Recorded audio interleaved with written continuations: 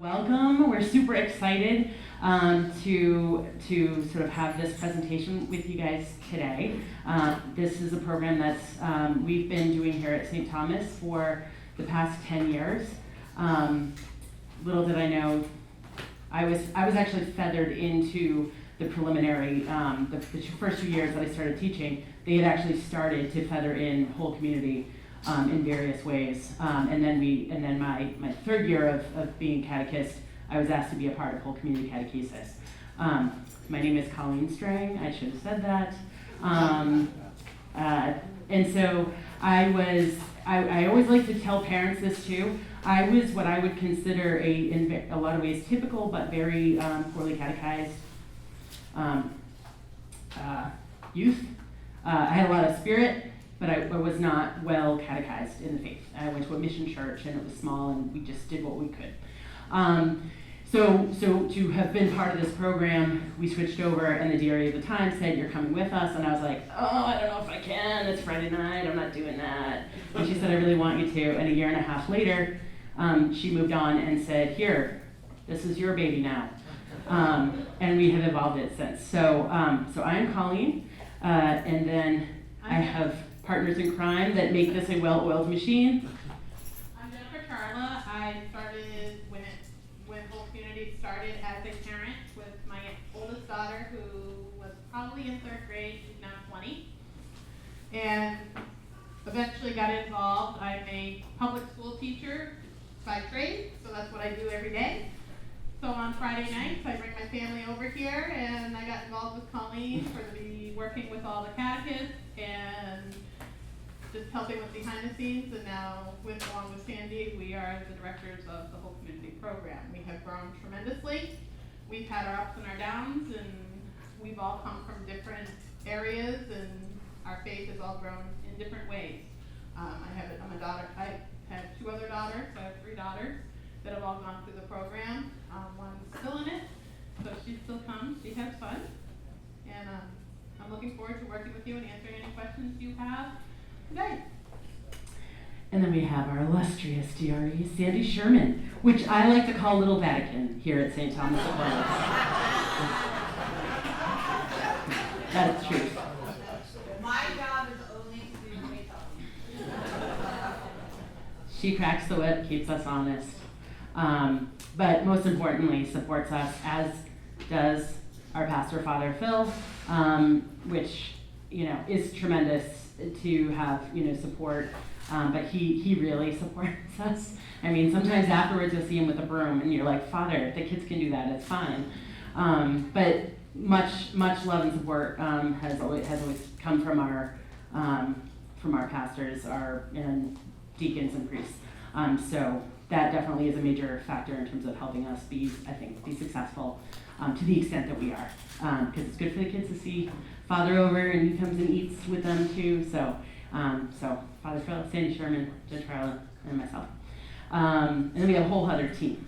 So what we're going to do today is, I was a little torn, but a regular whole family catechesis, and there's whole community and whole family. I'm just going to clarify that really quick.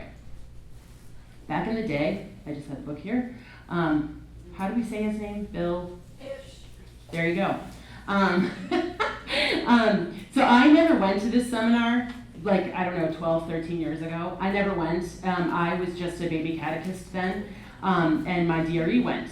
So when she moved on, I had this book, and I had the big one, and that was it. It was and go.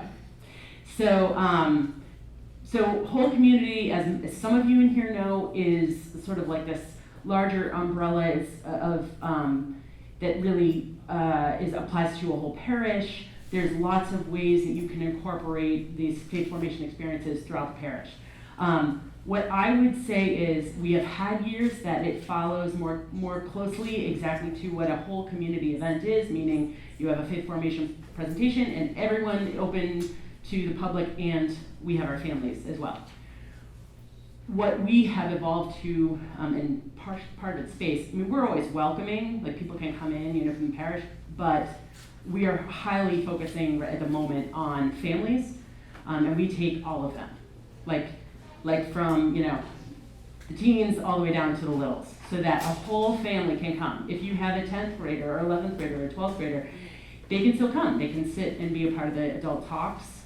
But it's at this point when I like to say it's a whole family program, which is from a whole community perspective or way of approaching faith formation, if that makes sense.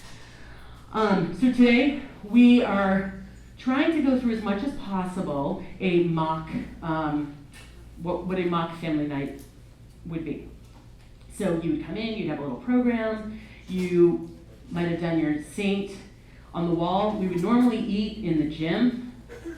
So family would come in, they'd check in, they'd come through here, and as they're waiting in line for food, there are posters with saint trivia that they can talk about in line with their families, and then there's a little question.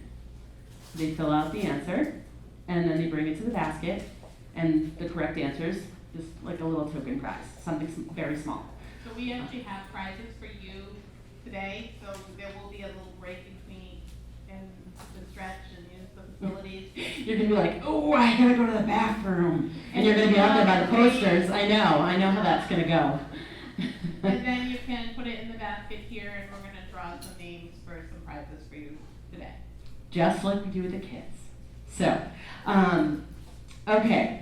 So with that being said, this is largely going to model that and understand that while 98% of us in this room are adults, we make no assumptions about knowledge of the faith or where people are on their spiritual journey, or and obviously when we're in the big room with all the families, we have littles all the way up. So sometimes I have to adjust my level, but today I'll try to.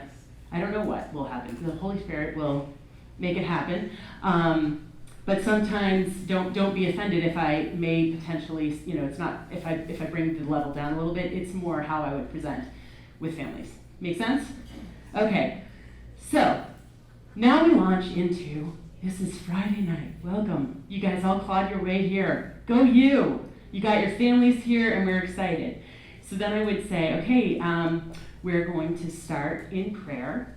So I would ask that everyone, because they're usually still eating or finishing up, I'll say, finish up chewing whatever's in your mouth, get your bodies ready to show that we're going to talk to God. We're going to say, have some prayer, and we're going to quiet our minds, we're going to quiet our bodies. And so you can also follow along, because on the inside of your program has the reading, and you can see there's a few responses there. So, boys and girls, ladies and gentlemen of all ages, right hand in the name of the Father, and of the Son, and of the Holy Spirit. And we'll start with a prayer. Good and gracious God, we thank you for blessing us and bringing us here today to explore ways to bring the beautiful gift of faith to our children, our families, and our parish communities. We humbly ask that you fill us with your Spirit today and always as we carry out our ministries. Amen. And I am going to proclaim a reading from the Gospel of Matthew. So I usually do it just exactly as it is, in the name of the Father, and the Son, and the Holy Spirit. Amen. The Gospel according to Matthew. Glory to you, Lord. The parable of the mustard seed. Jesus told the disciples another parable. The kingdom of heaven is like this. A man takes a mustard seed and sows it in his field. It is the smallest of all seeds, but when it grows up, it is the biggest of all plants, and it becomes a tree, so that birds come and make their nests in its branches. The Gospel of the Lord. Praise to you, Lord Jesus Christ. So, this reading is fairly straightforward in some ways, but we're going to talk about it. But I did bring with me some mustard seeds, which they're so small, I was like, I don't know if I'm going to put them on the table because they're really, really, really, really small. But if you look, pretty tiny, right? And some of you may have seen a mustard seed before. Maybe you haven't. This is what all the talk was about. They're very small. And Jesus used that because they were one of the smallest seeds, right? But a tree, a mustard tree, grows into something that is anywhere between 6 and 20 feet tall, 30 feet if it's taken care of. That's pretty big. And the branches extend 20 feet wide. That's a lot of birds in that tree. So Jesus used that because that's pretty amazing. I'm not gonna lie, that's pretty amazing. Something that small, that big. And what does that tree offer as well, right? So there's a lot to think about there with that imagery. Some of it even, every time I do these Gospels, there are things that I even sort of go, oh, I didn't see it from that angle. I've always heard about that parable, but so God speaks to us, right? So I'm gonna have you guys take a few minutes at your tables in a small group. If you haven't, quickly introduce yourselves, because that's community. But just, there's some questions to discuss at the table. It's all prompted, it's all right there. You can take notes or not. I'm not gonna make us go table by table to answer questions. This is about an opportunity to just have a discussion about what maybe resonated for you in that little snippet. How do you think of this mustard seed into the giant tree, this concept? How does that apply on a personal level, on maybe a parish level, with our little people that we're trying to form in the faith? I'm going to give you like 5 minutes to discuss, and then we're going to pull it back as a larger group. And go.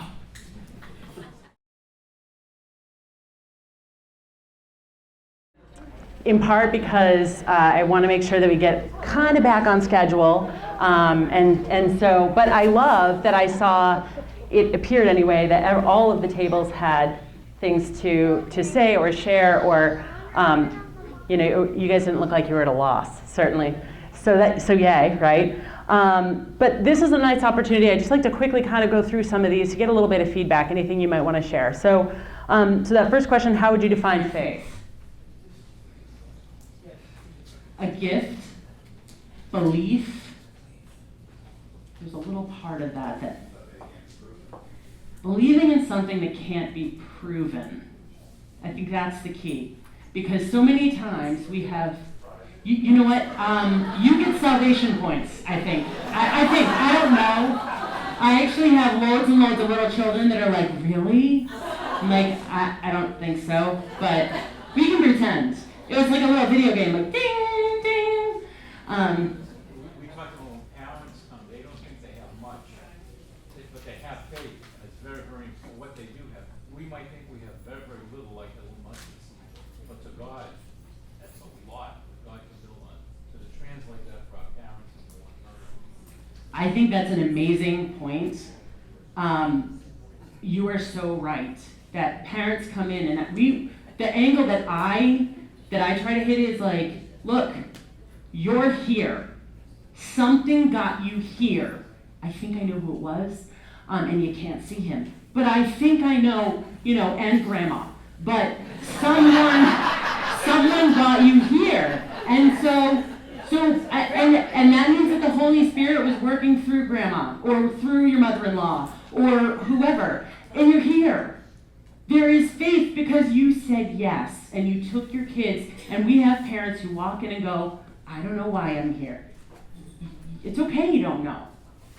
We're gonna explore it, right? So it's creating that environment, things you can't prove, which is also hard when the kids get a little older, because they want hard evidence. For me, you were talking, I said, for me, it's in your darkest moments, there is something there bigger that I call God, who will get me through it. So she just segued. She's not a plant, but she just segued. I decided, and so ding, ding, salvation point. So I wanted to share over the course of this little piece right here in response to this reading. It's really tricky when I'm dealing with all my families because this is my community. So I have to pick and choose what stories I can share because my kids are 17 and 19. But I'm going to share this one. One of my kids struggled immensely. She's not the kid that she was. And I hope I won't get emotional on this, but if I do, don't freak out because I'm an emotional person, okay? But I will tell you, I really haven't told the story too many times. It was a horrible, horrible night with her, and we had to have services come to the house. And, as you know, with your children, you put up this fire over here, right? And you tend to that in this crisis. And then you go, oh my gosh, I still have another child. I hope they're okay. So my son is the one who often gets the leftovers. He had gone upstairs to get away from this, what would have felt very traumatic. And when I opened the door, I found my 9-year-old, who fought me tooth and nail with faith formation, clutching his crucifix and praying with a fierceness that I have never seen in him. In his darkest moment, he had faith. He had faith. And you know what? It wasn't even a mustard seed. It was like a full-on sprout. We don't know those things that we plant in our kids. We don't know what we plant in each other just by being who we are, walking the walk. We don't know. But there are those moments where you're blessed with this opportunity to have proof or evidence. Maybe not proof, but evidence. And I, you may never get to see that, or you won't see, it's in these little glimpses, but they exist. So thank you for that little segue. I wanted to share that little piece. He was the kid that I thought, he's not getting it. Go read your book. Go tell me what the lesson, what was that passage about? And he would read it really fast. I'm like, you didn't read it. And then I'd quiz him and he had all the answers. So he got confirmed by his own choice. He really explored it and got, we're blessed. So it's all good. And both of my children are amazing in my eyes and are people who give back and things are amazing in our lives. So just as a sort of springboard from that. But as we look at, just to wrap up, and I know that some of this ties in, mustard seeds on a personal level. Anybody has something that they really wanted to share about either how that sort of analogy works for the mustard seed or the allegory or whatever to the kingdom of heaven, or on a personal level? Any sort of feedback or anything else you guys wanted to share that resonated? If you want the seed to grow, you have to feed it. Same thing with your faith. Otherwise, your mustard tree might only be 6 feet tall when it could have been 30. Or it doesn't grow at all. Or it might not grow at all, exactly. So it does. We have to provide those opportunities, that environment, to let it flourish, to help it to flourish. Anything else in terms of kind of that? I think it's a really nice image. Again, you plant that seed, it's very small. Sometimes we don't even know we see kids that graduate and they move on and you don't know what did it get planted? I don't know. And then all of a sudden they come back and you find out they're going to Catholic college and they're very actively involved or sharing their faith. And same with families. It starts small, but we end up having families that grow and flourish and give back. So that being said, I am now going to segue to our beautiful family that we have with us today, who it's the Murray family. And they're going to share their experience as a family who has been part of St. Thomas. I'm not sure how many years at this point. So 6 or 7 years. It's been way cool for us to see them grow and flourish as a family and connect with other families. So I'm gonna give you a mic. Hold on, Just as a side note on the Murray family, the children go to our school, St. Thomas. Yeah, they all go to St. Thomas, which means that they don't have to go to faith formation, but they come and they are loving it, as we're gonna hopefully find out. Yeah, absolutely. Grady, do you have fun at whole community? Do you have fun when you come to the Friday church? He loves it. Yeah. Seeing your friends and doing different things in the morning? Yeah. So they love it. Isabel, she goes to the school. Oh, you like He loves Bible camp too. So there's a lot lot of great things about STA that we love, and we really have, just like the mustard seed, we really feel like we have grown in our faith since we've started. It's really been an amazing journey. And to me, whole community really is our whole family coming together with the community, and it all becomes one family together, the church family, which it's amazing. Her parents are incredibly faithful people. They're our godparents of both our kids, just because they're so involved in the church, and they've come to our parish. They absolutely love it, and they're like, it's just not like our church. I mean, it's just, everybody feels like a family here. It's like you guys know each other, and I think it really starts with whole community. Coming together that once a month, breaking bread together, praying together, learning from each other. Our kids get to know each other. You really do get a closeness that I don't think you get at other places. I haven't had much experience with other churches, but right when we started coming here, I just loved it, and I just wanted more.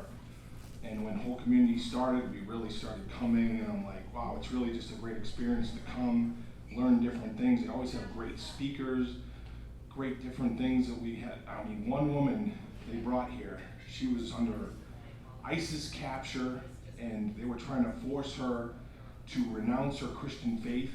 She refused to do it. She had her child chained up in a prison over there, and I was just like, are you kidding me? And somehow she got out of there, and I swear it's because of her faith. If she had renounced her Christian faith, I think she would have died.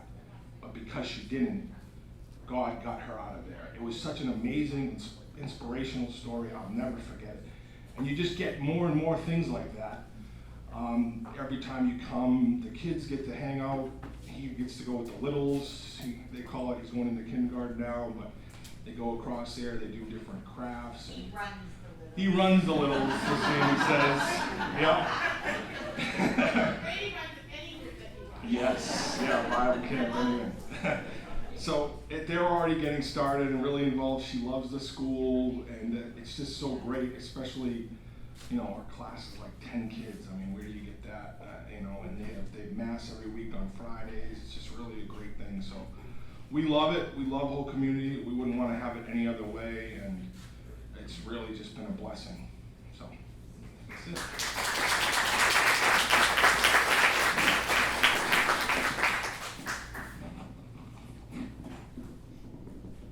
So we've actually had, we have had families who, it's kind of interesting, who either have kids that are not in they're like, they wouldn't be registered for faith formation yet. And we're like, no, you don't have to, they don't have to be registered. We take littles. Like, but you can come and have a meal on a Friday night, and someone's gonna take your child and keep them safe while you get to have an adult conversation.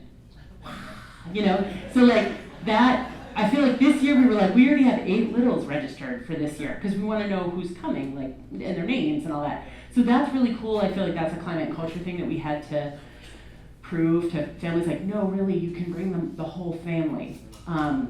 So there's that end, and then we also had families who were like, oh, you know, now that I'm registered at the school, I don't have the faith formation anymore. I really miss whole family. And I was like, yeah, you don't have to. You can do both. Like, there's still that community. So that's kind of been a learning curve, I think, a little bit. So, okay, I'm just going to recheck on, thank you very much, Murray family, for being here and sharing your story. Okay, so what we're going to do now is, I know that there's like 1,000 questions, like people came in. I want to stress as we pass out these little packets, this is like in my world, like the overview, the nuts and bolts. If I had to give you a little bit of advice, you know, looking back, this is what I would include for the most part. Hopefully there's no spelling errors, but if there is, forgive me. And I also just want to note that at the top, I wrote in there, so to remind everyone, this is always, our program is always a work in progress.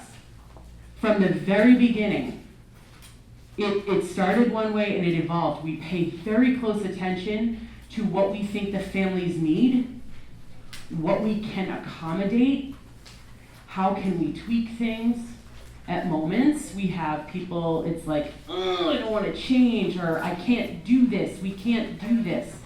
That's not generally language I subscribe to. We try to problem solve in a positive manner. Like if we decide, we just had a meeting last night, we, part of the rotation that we have, which you'll see on here, is to go up to the church, and we really feel like that's really, really important.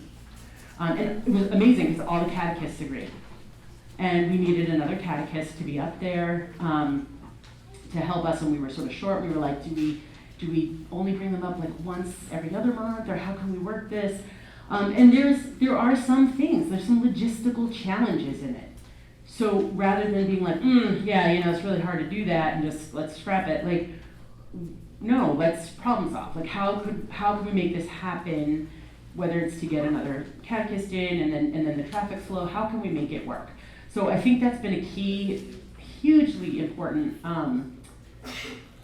thing to overcome. We as human beings, we don't like change, we don't like, we can sort of like dig our heels in, but the reality is, if we try to stay open-minded with the help of the Holy Spirit, believe me, I think that you can problem solve and really find a path that works to honor the priorities that are appropriate, both based on the Catechism of the Catholic Church, to give families what they need, and to use the gifts that you have and the talent and the resources. So this handout, always a work in progress. So we're not coming from a place of like, we've done this for 10 years and I'm going to publish a book about it. It's perfect. We figured it all out. We haven't. And every parish is different. Okay. Also, a lot of my stuff in terms of the catechism and sort of some of these notes were based on the resource. So this isn't something that I invented. I just want to be clear about that. So I've gone through, that first page really talks about the overview of the sort of how we proceed through the evening. It includes, that we have the dinner, the saint of the month, just like you did. Welcome and an opening prayer. We break open the word. That today, I used the parable of the mustard seed because this was a sort of special presentation. Typically, the beginning of the year, we might do something like that to kick off a theme for the year that we'll revisit. But typically, we will do like the next gospel reading. So the upcoming, so that they're, when they're in Mass, they're like, hey, we talked about that. I know about that. Okay? So we do try to stick that liturgical piece. The other thing we often try to do in that group presentation is we'll have a setup like this, and I usually try to talk about the church year, some sort of visuals with the church year. Okay, we're in ordinary time. That's green, so that they're learning some of those pieces, kind of where we are. Once we go into the breakouts, so we're usually in the gym. The parents come over to this room. They have a parent talk presentation. That's also an opportunity for us to check in. How are things going? Do we feel good about, does anyone need help problem solving about how to get, which I'll touch on in a minute, the workbooks, the material in the workbooks done, because that's basically something that they'll take home. So it's, I'll say right now, this is basically a forum for problem solving, going through any questions they may have, and orchestrating that stuff. Moving into the breakouts for the kids. I'm just going to backtrack for a second. We left books on the table. We used Sadlier. We have tried other programs. We've tried Harcourt Brace. We've tried Flom, which I liked the liturgical component, but we like the one-stop shopping. Parents said they just felt like it was good material, good content, nice pictures, and all enclosed. It's one book, things don't get lost. What we do is put in, and these are on the tables. Please don't walk away with any of these books because these are actually going to be a child's book this year. That's truth. You can take the example of the syllabus, but basically, this program works almost like a homeschool program in some ways, if you think of it that way. They take the book home, and then you'll see September 13th, no chapters are due, right? Because that's the first night, they only got their book. In October 18th, they'll do chapters 1, 3, and 4, right? So you can check it off like a good little system. They can feel good about that. When they come in, Parents get the cards, they can bring the books in, the books go into a pile. The catechist, we have a team, team members, just checking through. Is there any activity going on in that book? I'm being real, right? Right? If there's not, and you're seeing like, that's a like, okay, that goes in this pile. Maybe we need to touch base with the parents. I had one family, we worked with them really hard because the kid was going through a lot with a dyslexia diagnosis that they had really only come to know about. And I was like, okay, all right, his book's gonna get done differently. That's fine, right? I always stress, you're not to not come on a Friday night, because I know there are families that are like sweating it out, and they're like, kids come home, they're like, hurry up, finish the chapters, we got 3 chapters, that's not what we're aiming for. That's not what so we encourage them to come up with a plan at the first monthly meet, September, talk about it as a family, when is this gonna get done? Some families like before bed, and the kids will kind of read a story and they'll talk about it. There's lots of ways to do it. We can help problem solve, but cramming is not what we want them to do. But we do follow up, because I've also been a parent where you're like, no, we're going to be checking them. So I think that helps. It throws parents a bone. So we do check that. Then when we split the kids out, with team members, we call them out the back of the gym, and the teachers will call them out systematically, and it'll be kind of like, all right, line up in grade 2B. Grade 2A. And then the kids will come and they'll know based on their name tag. They have a little lanyard. Oh, 2B. So I go find my sign. There's little pictures so that helps them find their little symbol. And then once those groups are established, they cross the way. They go over to the basement of the church, or depending on the rotations, they may start in the upstairs in the church. And basically what we broke it down to was a lesson is it ends up being about 20, 25 minutes if you consider rotation time. The church is about 12 to 15 minutes, and then the craft is 12 to 15 minutes, depending. We try to keep it, in an ideal world it would be 15, 30, but catechists have to be focused. There were times that we didn't have a rotation, and then times we decided, no, the kids need this, they need to move, we need to get them into the church. So, We used to have them just go down to a classroom. yeah. And I was finding on a Friday night, having a catechist who was probably also tired from the week, sit in a room with a kid for an hour. We were being constantly called in to take this kid for a walk or to do this. So doing the rotation really helped the movement. Because come Friday night, these kids have been in school all week. They don't want to sit for another class. We want them to love the church, to love being in to be here, to have fun, to move. So they're doing the crafts, they're going out to the church and learning about parts of the church. Sandy's done a lot of showing them the baptismal ponds, and we've done different things, different people up there showing different things, so they actually feel an ownership to the church, just by that 10, 15 minutes that they're up there. And they get to go up front, you know what I mean? Like, and they can sort of see things Step up up to close. that also, and they are like, oh my gosh, like, you're waiting for them to fall down on their knees, it's so special to them. We explain, to be where Father is every Sunday to them is an honor. So they're very quiet, they're very good, they're just touching it like, can I touch it? So it's very good for them to be up close and personal with the church.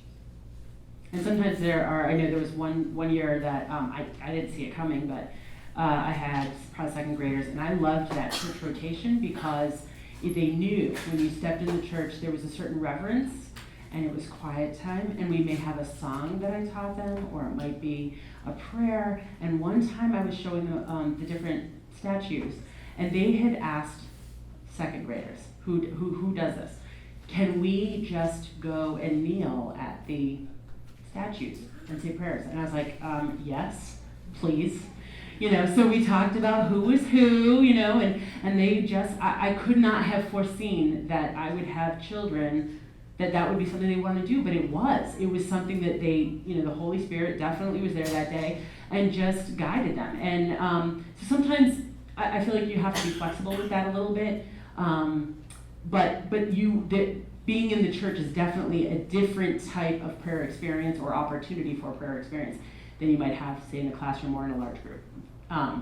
We try to get them in all different areas, but that's just another sort of flavor. So we have the 3 rotations, and then the adults come in for a talk here. I also sort of just put the nuts and bolts. 1 Friday night per month. I see you 1 second. September through May, June, we build in a snow day. And I'm just trying to think. And then the curriculum, like I said, is sadly, we do the syllabus. It also breaks down some of the team requirements and that kind of thing. And then after I saw a question, so I'm going to answer that first. Okay, perfect. So when you talk about rotations, you're talking about group 2B comes into the church, and there's a catechist there, and they have a presentation based on their 2B program. Let me walk you through. Okay? So, I as a catechist, let's say we have 2B or 2A because if you have a class that's really big, you gotta split them, both for space and for the catechist. So, let's say I'm 2A. I have a copy of one of the rotations. We give these to the catechists, okay? So it shows, this is your rotation. So I'm gonna look at it, if I was in kindergarten, I'm gonna take a kindergarten class. Their lesson, they're gonna go over, their first half an hour is a lesson on the Sadlier. It's gonna be sort of a review, a reinforcement of concepts of the stuff that they've worked on at home. That's gonna be in the St. Anthony room. So, as soon as we do breakouts, catechists hold up their signs, kids go over, they get in line, they go as a group, and then they go to the St. Anthony room and they get that lesson with that catechist. Then, after that, we have a church rotation. So I collect up all my little kitties, we head upstairs into the church. For that piece, we have 1 or 2 catechists that are sort of just focusing on giving a church presentation. It's a short something. And then I, as my class catechist, stay with my kiddies. I kind of keep them supervised so that that person can present to them. And that changes up presentation, which I think is nice. Then we travel back downstairs, and in the center, there is somebody who is orchestrating a craft that is also relevant based on the theme of the night, or the saint, or the time of year. And then, so they will sit in that middle section, and that's a larger group, and they will do their craft. And again, that's 1 team member who's orchestrating that, but I, as a catechist, am keeping my little kitties So in in the line. classroom and in the upstairs in the church, maybe 4 catechists with their groups of kids. So the 2 get a little bit larger group, but in the classroom, it's 1 catechist with their class. Okay. Does that make sense? We have 2A, 2B, 3A, and 3B all go to the church together. Okay. I was wondering if you had We have like 11 Yeah. classes that are over there at any given time. So we group them by age. Yes. We put like our kindergarten and first graders together. And then we take them and they will do their rotation, like what the kindergarten did. The first grade has a similar rotation. The second and third grade groups, they would then, they may start up here to the church, come down to their class, and then end of class.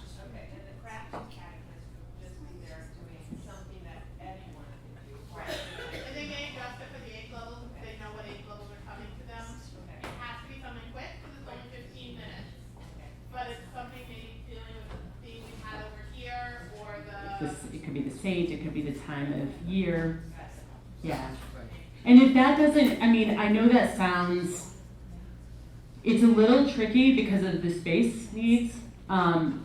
If anyone had any questions, Jen actually does this for her paying job. The whole madness of scheduling, she's really good at it. So it feels tricky at first, but actually it's really not that complicated. I find I'm very visual, so as long as we do this and plaster them everywhere, everybody knows where they're going and when. It came from like, if anybody does the vacation Bible school kit, they do the rotation. The philosophy of how we rotate over there came from me running vacation Bible school here for years. I felt like the kids got more when they were constantly moving. We as adults, we can sit. These guys, we can sit for half an hour to 40 minutes. So you guys have all been doing that already. We will give you a break in a couple of minutes and stretch. But the kids themselves, they need to move. They need to move. So you can do all sorts of things. But if you don't have a different space, you could do a class and just have different things done in the class. It's open to whatever you need to work for your facility. We're fortunate to have that whole the basement, the church, this place here to run a very much different set of sessions. But we have, just for the sake of saying, in terms of evolving a program, in the beginning, Over here. we were here, we did 3 or 4 different segments, and we all stayed together as one family and gave them sort of multi-level content. So I didn't want to overwhelm the presentation today with sort of all the renditions of the whole family program that we have ever done, but know that there are many, many ways to approach it depending on your community. So the age group that you're dealing with, this is just like 5th grade or? No, we go to 8th grade. 8th grade. Yeah, and we have some kids that will come as confirmation or young adults, and they will just participate. They'll come in as a family, do the whole main things, and then they'll just join the adults in this for the speaker. And we also have kids that are like Colton, who works with our kids also. Our We team also catechist. have some middle school kids that they go to our Tuesday program, but their family comes here on Friday, so they come and they help as volunteers also. So our little kids, our kids we're catechizing, they actually see our teams, middle school on up, helping get involved with it, and then they get involved. They're like, I want to be that rock star. Next year, and I've had some requests from a few parents that, if we had something for the older kids after 8th grade. So we're going to probably try to incorporate, maybe a teen, youth group type thing where they can go off and do something together themselves. Because they are part of the family. So rather than leave their kid behind, they come, and if they all want to group together, it won't be a catechesis, they won't do the arts and crafts, but they can go, to a part of the facility. Some of the older And kids. have, team group, and we would find a team member. Most of our, anybody in red is called a team member. So we would find one of them to, just facilitate. So that's kind of in the works for next year. This year was the first time we incorporated 8th grade. I think it's gonna work very well. We do still do, middle school ministry on Tuesday nights also. So I don't know if we'll do that next year. It will depend on the numbers, where our numbers are. We're hoping, and I really believe this because I am at full capacity already for whole community. I've got no drop-offs. My 3rd graders who made confirmation last year are registered for 4th grade. They have no sacrament coming, their parents have registered. So whole community. We were like, what are they doing here? I know, we're getting so big and sometimes I'm like, where are we gonna put all these people? If we stay as big that I'm hoping we do, next year we'll split. Because we're at 250 now, and that's tight. When you've got 100 children running around, and it's controlled chaos, but it gets to be big. And we have done it different years, just for the sake of saying, where we've had a Friday night session and then like a morning Saturday breakfast session.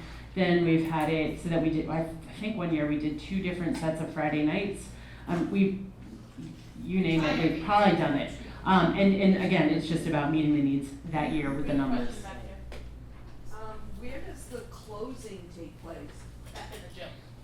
Are the parents there? Yes. As well, so the whole family comes together Yes. for the closing? And I will tell you, that's like a logistical tricky moment where like we've stressed, even as recent as last year, where we were like, nope, parents, when they come over, like if they're having a parent talk and it goes a little long, the parents need to understand that there's still a closing. When they come in, we want them to come in and sit down. Like, it's not hanging, like, there's something like, well, we only have 10 minutes left, I'll just hang in the back. Like, no, because if your coat's on, you're saying that this isn't important, and it's very important. So there's all those little things that you pay attention, you tweak it, and it's about setting expectation, I think, so. So the kids, if they're there already, they sit one place, the parents sit another place, they don't sit as a family? They do sit as a family. Some on occasion, if this goes a little over, we have the kids go to the table that they were sitting at, and then we have catechists, they'll basically start. Usually when we close, there's, for the saint, we will do, usually it's a video on the saint, which is a lot, I think, more, for a lot of kids, that's a natural, engaging way to get some of that material. So in terms of management of the kids, they will go back to the seat that they were in, and then parents come and sit down and join them quietly after. I just wanted to make it clear in my mind, all of your volunteers in red, are the volunteers for that program. The families, you don't have any of the parents helping out too, do you? Yes, we have, so also in this packet, I just want to make sure that I make this a little bit, clear. I'm not going to read through it because, well, quite frankly, you can. And there's a detail, we don't need to go through. But the tasks of catechesis and sort of how does this program differ from like the sort of more recent, what was, traditional classroom sort of setting. And then some of the sort of things are just parting, like almost like tips for success, things that we came upon over time. It's not exhaustive, but things that sort of rose to the top. What was your question again? I just lost that. Oh yes, helping. We have a list that goes around the beginning of the year, and it lists everything. We have like kitchen help, we need 3 families for kitchen help, we need 2 families to set up, we need 3 families to break down, we need, and they each month they sign up, and then we send them an email right before, the week before catechesis, and we say, don't forget your family has volunteered to do this. I will say that there is a fight to work in a kitchen. Everybody, all those kids, they are so good at working that they can fold napkins, they can put those nice forks in there, they run down the line, because the line goes all the way down. They running down the line, they love to help. The children love it. But our Now, catechists, but your parents are still all available for the parent teaching, even if they help? not all. Not all. We do, like, I'm a parent, Okay. Right. so I don't come in We here. put you in red, you're no longer. But if let's say you're a catechist and you also have a family, then what we would do, because there's a number of us who don't have kids in the program or could spare, Sandy just said this last night, you're going to sit at the table and have a meal with your family and with these other people that you're sharing this meal with. After that, when we go into the breakouts, then you're serving that role as a catechist, and they would be over with the kids. The other parents would come into this part of it, and I think that's like any other, like a lot of things. I think, and I said this again last night with our catechists. I think that you are blessed in different ways. And we have catechists who say, I'm going to teach for this year, and then my husband's going to take a class, and we're going to switch places so that I can attend the talks. So, but I think most of us know when you're a catechist, you are definitely learning stuff, and the Holy Spirit is with you and working through you. It's different, but we also mentor and sort of model different things, strategies and things with the kids, with catechists. A great lesson for us is we can eventually get a camera, so that, we could, pass the adult talks over to our catechists. I mean, we have like 20 catechists that are missing out on this talks. So, technology, that's where we're trying to all move to, and that's where everything is, so. Make a videotape, parent talk, program, Right. and that kind of stuff. So the general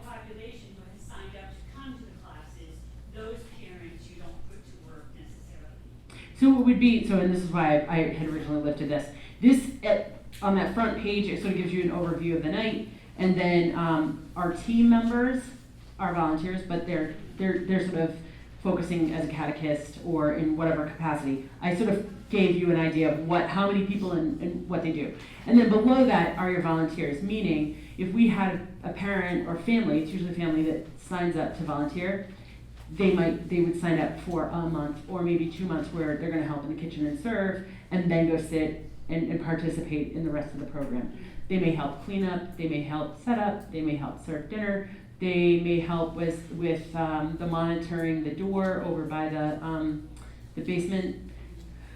So that's sort of, and I broke that down, kind of those areas where we incorporate volunteers. And of course, you always have little kids that are like, I want to pass that out, you know, so you try to harness those kids as well, setting up the pencil boxes and stuff on the tables. Just a couple of practical questions. So, volunteers, catechists, team members, what's your total number of people that take the groups? It's always going to, it's always gonna, I have 20 now, Based and I on- need another 5. but that's based on this parish, on this number of kids. And is there a fee? That's the same question. We charge $65 per child, nothing for the parents, nothing for the littles, nothing for kindergarten. So that $65 gives you 9 months of full community. Your book, it also feeds you, and when I say feed you, it's Colleen's husband. He's magical. Is the cook, and we have roast beef, mashed potatoes, green beans, salad. He's gotten kids to So- eat parsnips. Yeah, he's very adamant, and here's a great thing, because the kids are very used to this now. This is what we're eating. This is dinner. Choose it. If you don't want it, you But ain't eat. but somebody has given that meal has been prepared with resources. Yeah. That time and whatever, like, this is a blessing, this is a gift. You're coming through, like, this is a meal. So we can't possibly cater unless it's like, you know, we have certain allergies that we have to be cognizant of. But in general, and just a point about that, I want to say that, because if you're sitting in your parish going like, oh, we don't have a Keith Strang, I don't know what we're gonna do. Keith, first of all, the Holy Spirit worked with him in there. Like, he now he's fantastic at what he does, and he thrives on it, and that's his way of serving, and he feels good in that. We have other parents who it never would have occurred to me, but who, for whatever reason, that would be their niche. That's where they can serve this program, and they feel good. There was a man who used to help my husband. He was a dad. He always looked forward to coming, and he started helping out in the kitchen. I found out after the fact that he had been raised by his grandmother, and he was always in the kitchen cooking with her. So for him, helping in the kitchen felt natural. That felt like the right place for him to be. There are people in the program who have those gifts. Sometimes you gotta like figure it out who that might be. But there are people who rise to that, and it's just a niche for them. So don't underestimate that. That like you can't. I'm not saying you gotta go right to like the roast beef thing, but there are some logistical things. And he got like a nonprofit, like the membership to Restaurant Depot, so you can buy mass quantity, like different materials, like in that would be enough to feed Even if a you large had gathering. sandwiches, if your parish just, swing a meal, a big meal, sandwiches, as long as you're breaking bread together, it really doesn't matter. I wouldn't serve You could chicken do nuggets, soups. though, but the rest of the stuff. I think there was one or two over here. That's a Sandy. We have had different years where, yeah, they, $5. If you wanna come in and have dinner with us. because it's essentially dinner. And the talk is $5 just to cover the meal. Yeah. Yeah. I think that's pretty low. Tell me how you settled on Friday night and dinner. Okay, so here's the thing. Dinner, I will fight tooth and nail for it, and it's not just because of, well, yes, we have a great setup here. Parents, you can't go until 9 or 10 o'clock. You can't do it, right? You can go to 8, that's okay. Well, then you're gonna go 6 to 8. All right, well, dinner's before that. Now you're asking parents to get the kids, got work, I always joke, I'm like, you guys clawed your way to Friday, to here and now. Good for you. Literally, for some families, that's what it feels like. So being able to sit and just go, you come in, you go and get a meal, and you sit down. Second thing is, there are families, it's true, that do not sit down together. They do not say grace, they do not share a meal. I can't change that. I can model it for them. I can say, hey, we put little prayer cards on the table. And normally my little program would say, don't forget to say grace before you eat, so that we're modeling that sometimes I'll encourage a round robin where, you go around the table and say something that you love about each person, that your family or whatever. There's different things that we might offer that, but you have families who don't do that. In our culture, that's the reality. So this is a chance for them to do that and try that on for size. We've had families that go, you know what, that was amazing. I've learned at home, I have that little thing on the fridge that has the grace prayer, and we say it every, we sit down at least now 3 days a week. We didn't do that before.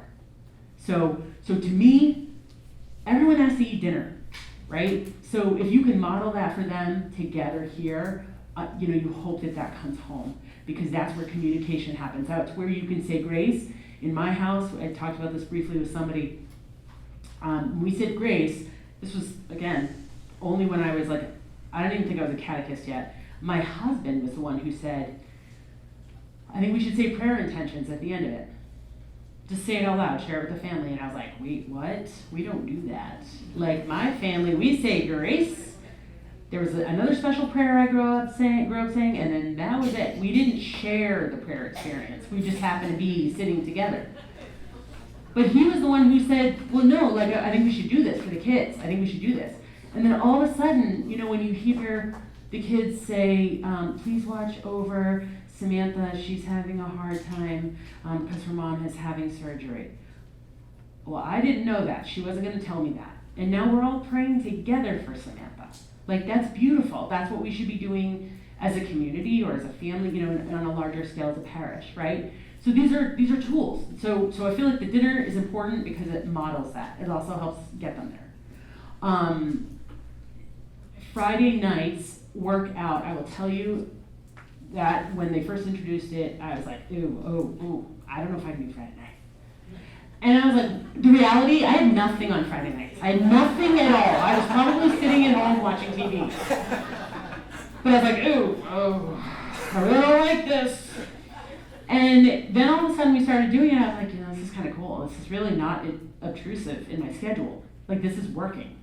The other bonus is, for all of your skiers, they can hit Friday night and still go north for the weekend. You know what I'm saying? They can still have the weekend, but you have them, they are coming. Versus we had some hard, I think we tried Saturday mornings, it was a little tricky. So Friday night just has worked. And it allows all the parents, moms and dads, whereas an after school program, sometimes you get moms that are either catechists, teachers in the school, public school program, they'll come over, or you'll get stay-at-home moms. So it was kind of well, where are the dads? And so this also accommodates that, which I love. I'm just thinking of another issue that sometimes comes up. When programs move off of Sunday, then there's a fear that the families are going to move off of Mass. Do you have to deal with that at all? Well, I think that I have seen there are families that absolutely love coming to Whole Community, and maybe we don't see them at Mass. We're working very hard to try to get them there. But I have seen an increase, maybe a small one, where these families, because most of them, half of them, never came to church. And people all run into that. Faith formation families don't seem to go to church. They go to faith formation, but they don't go to church. But I do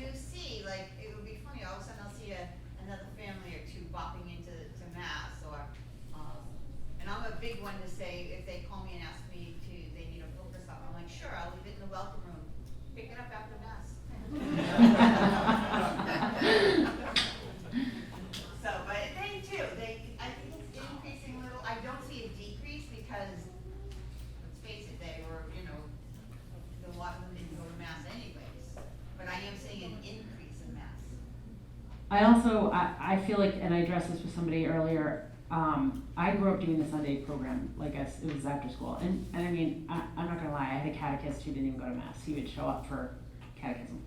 So I personally feel like when you move a program to a Friday night, you as a parish are saying, this is important.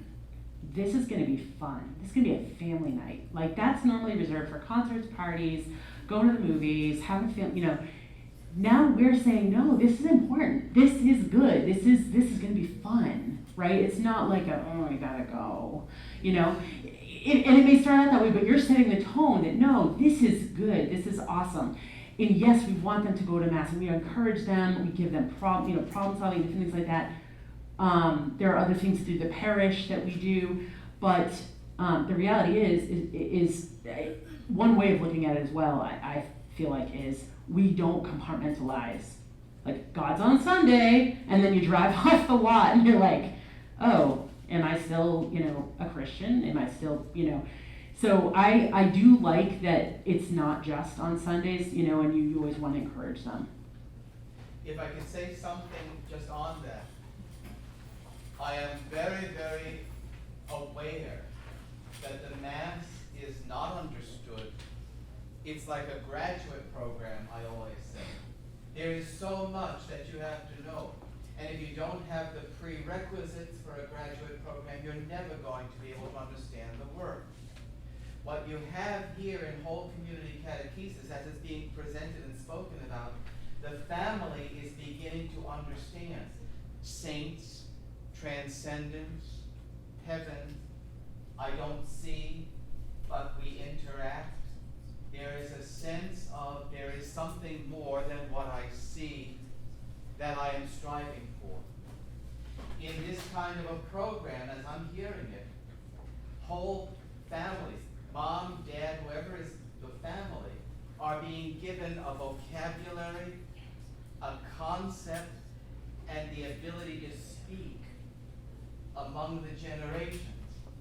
That is the prelude to being able to understand what the Mass is and its importance and its relevance.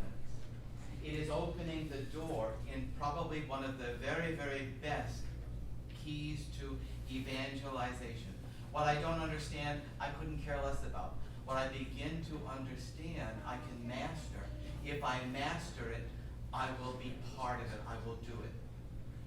Somebody once said, what I hear, I forget. What I see, I may remember. What I do, I know. So I want to thank you, but just add on, this is the step to what we're talking about then when the question of Mass. Don't be ashamed.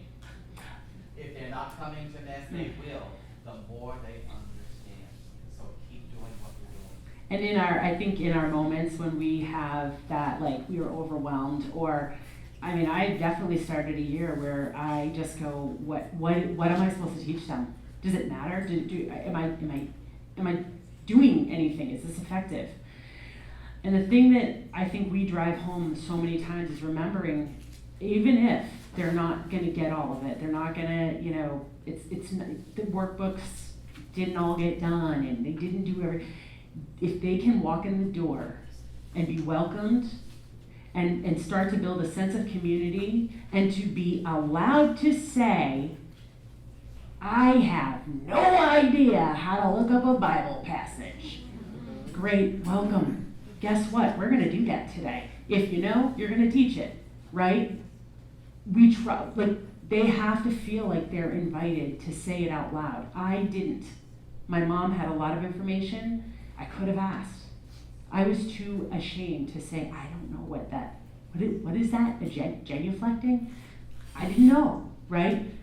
So we try to set a tone, and I think this is a major, major piece to the success of it is welcome wherever you are. You're here now, and growth. Growth is the goal. Community, spiritual growth, family growth, wherever you are, the goal for the year is growth.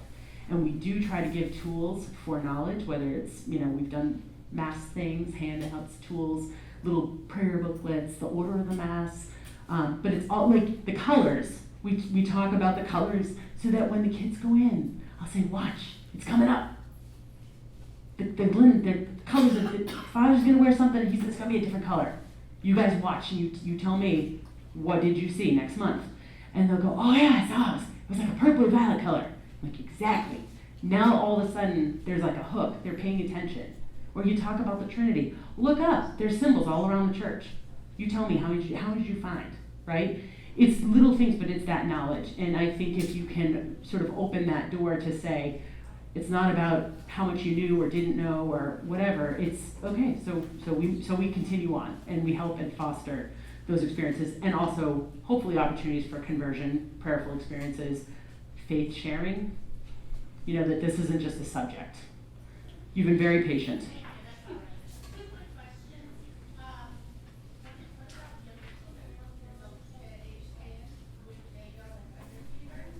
So those are our littles. Yes, and then speakers, like how do you have speakers list? Is it guys who have She wants the list. So on Thursday, I'm saying, who can I get to do, Father and I try to work together at the beginning of each year and get our speakers together. Mary Ellen and Mary Jane have both come down. Derek has been down. And George, I don't want to give George's name out because I don't want you to use him, but George Strauss of Holy Cross is one of the best speakers. Our people love him. We had a woman, who was the woman that worked with Mother Teresa? Susan Conroy, I believe. So she's been in. She was really We popular. had that woman that was held hostage and had her baby in it. That was horrible. You could have heard a pin drop in here with that story. And Father does some talks.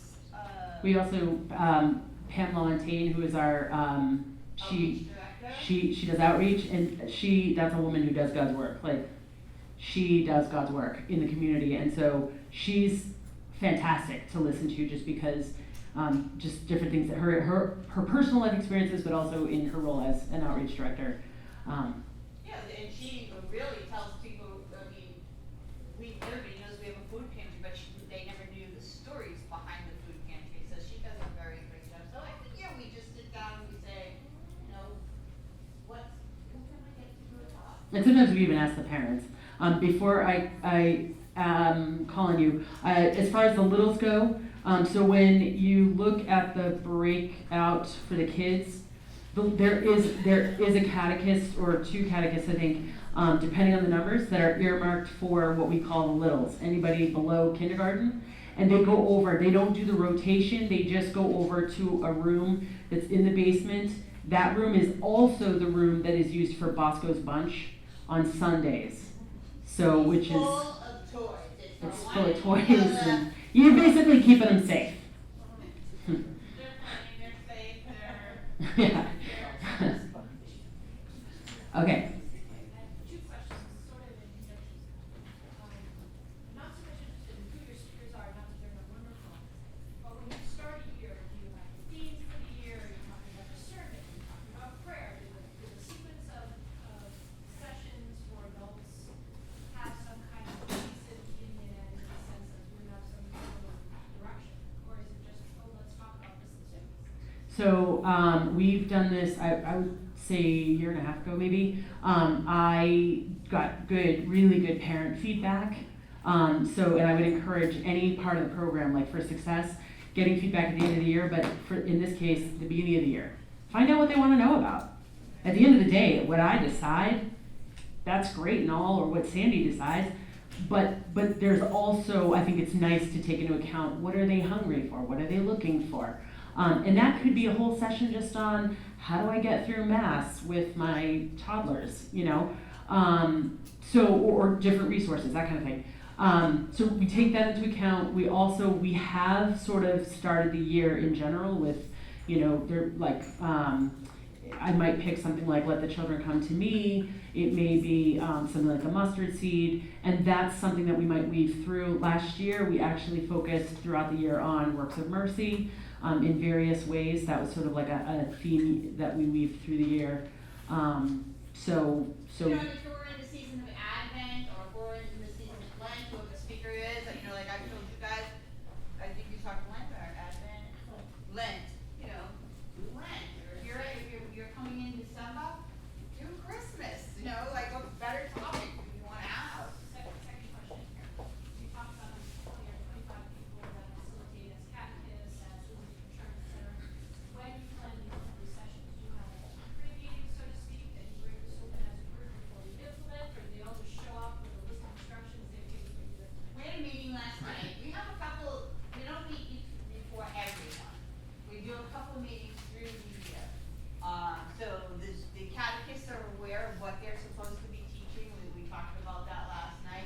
We meet one-on-one with them if they're having a few issues, like, you know, I'm not sure what to do, so Colleen will meet with them, or I'll meet with them, or Jen will meet with them, and just go over with them. And ideally, we are not, the hope is always that Sandy, Jen, and I are not assigned to teach a group. But if somebody had an emergency, they don't show up, one of us is filling in, one of us stays with the parents. And then we also have had opportunities, it was really nice last year, where you can go into a classroom and you can mentor. You can see when they get a little caught up, and you sort of work with that catechist a little bit. And so that's sort of like the ideal, when you can do that. But we worked last year, we did like every other month between every couple, just Yeah, to touch just base say what's with working, people, what's anything. not.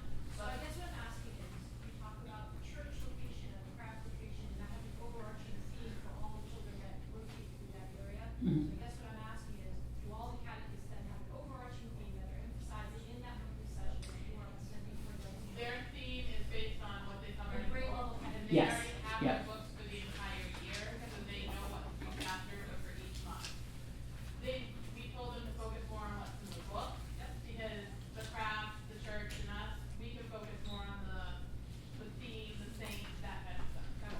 Yeah, but that's really the ideal time when they would be getting that content, and the syllabus would guide that. So if they just covered 3 chapters, those 3 chapters would be, you know, if it's reviewing the Trinity, then that seems like a pretty good focus.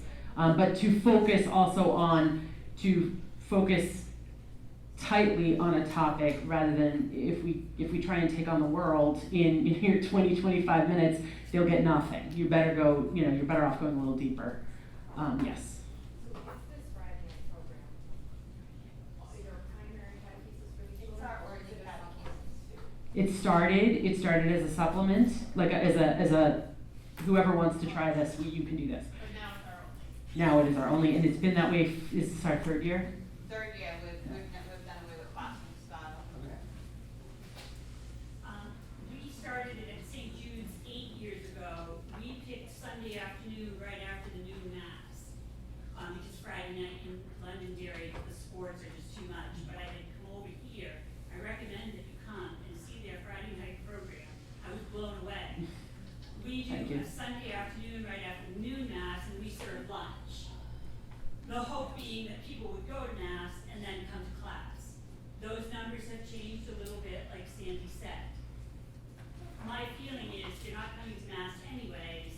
At least I can bring them in and have a meal, and we can talk, and we can learn, and hopefully that will start a thirst for coming to mass. We added Saturday morning last year. It didn't do as well because of sports. We added Saturday afternoon, and it's right after the 4 o'clock mass. So now we have equal number of people signed up for Sunday afternoon and Saturday evening. Yeah, you gotta find what works for you, what day in your town works best for you. If you're just starting this, it's a trial and error. You might say, all right, we're gonna do Sunday afternoons, and you got like nobody showing up. And when it comes to you guys not showing up, you know, if I know that every month I go through the cards that you guys came in and checked in with. If a family has missed a month, okay, that's fine. If a family has missed 2 months, I will just give a gentle call and say, hey, is everything okay? Haven't seen you, in 2 months. Want to make sure that everything's okay in the family. Not, where are you? You're missing, big formation. It's just a gentle check. Make sure that family is okay. I called one family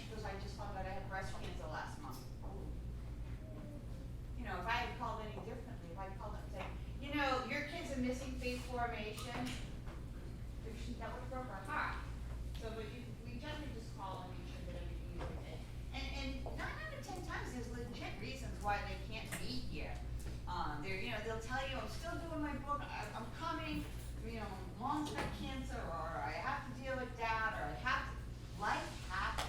Or even, honestly, even with sports, when you hear families go, this one is really, it was a championship game, and they've already skipped all, for the first 2 months, they skipped whatever they, to be here. That's real life. That's real life. Like, we always want them to pick this no matter what, but, growth. I'm not gonna stand and be like, checking you off, because honestly, They'll tell me, we're they'll human. come up and say, football season gets over in November, can we start in December? Like, do your book, make sure they're doing their book, check in with me if there's questions, but we'll see. What are you gonna say? No, don't come at all? No. So, I really, really stress, if you could just, at your leisure, at some point later, look through some of these tips. I can't stress enough that the people who walk in the door, you don't know, they may not have been to church, they did the drop off with the kids and they're doing it for their mother-in-law or whatever. They can be in a very fragile state coming in. So I can't stress enough, welcoming environment, make sure they know that you have a space for them to sit, help them find a space to sit. That navigating this for some people is exceedingly overwhelming because it's new and they haven't been involved. Just remember that in the back of your mind. We remind ourselves frequently that it can be a big deal for them to walk through the doors.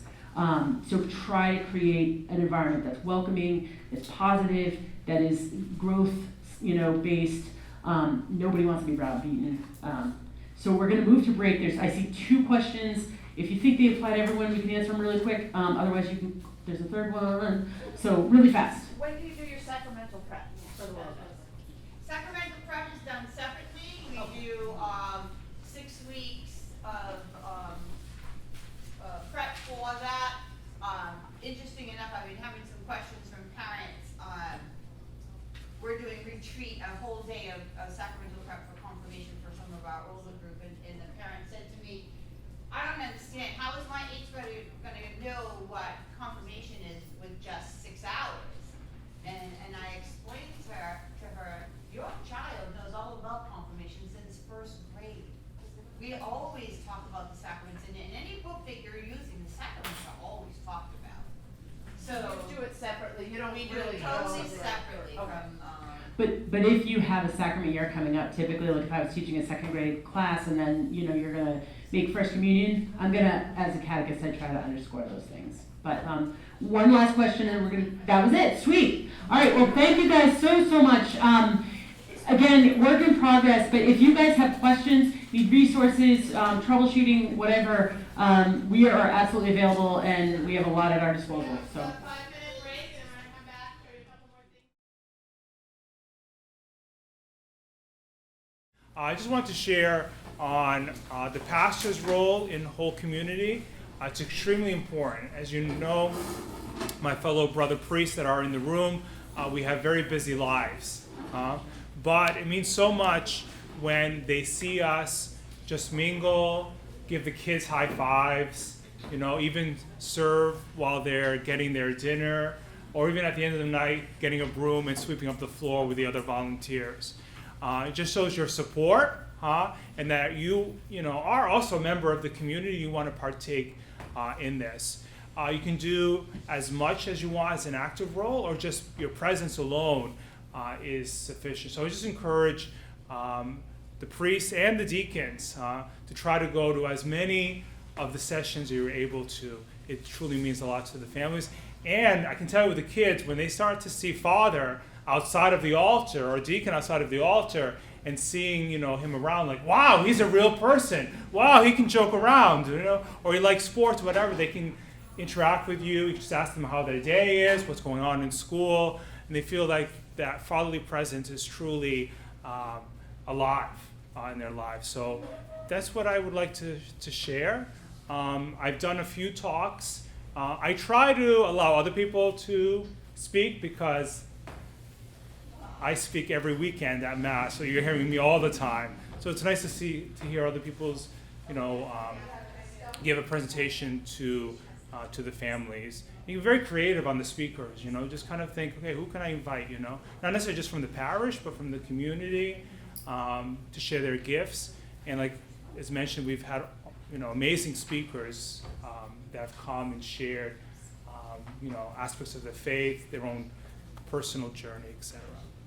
Anybody have any questions in regard to the pastor's role or priest's role or deacon's role in the program? Yes. What if you come from a very small parish and the involvement of the priest isn't able to be at the level you would like? What do you recommend for that? I'd recommend that you go after your pastor. No.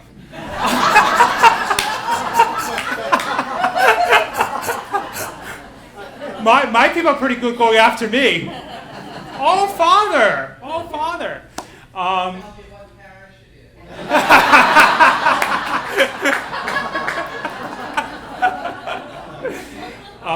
Again, just encourage your pastor. That's all you need to do. Is make a nice, invitation. Maybe have one of the evenings dedicated in appreciation for what the pastor does for the community. Make it worthwhile. And just simply thank you at the end of the evening really means a lot. So just encourage. Priests need to be encouraged at times, so just encourage. And I think the laity are very good at that, right? When you agree, don't you encourage your pastors? Yes. When you really want them to do something, you will invite them. So that's all. Just encourage them, but also understand their time and their schedule. Anyone else? Yes, Bishop.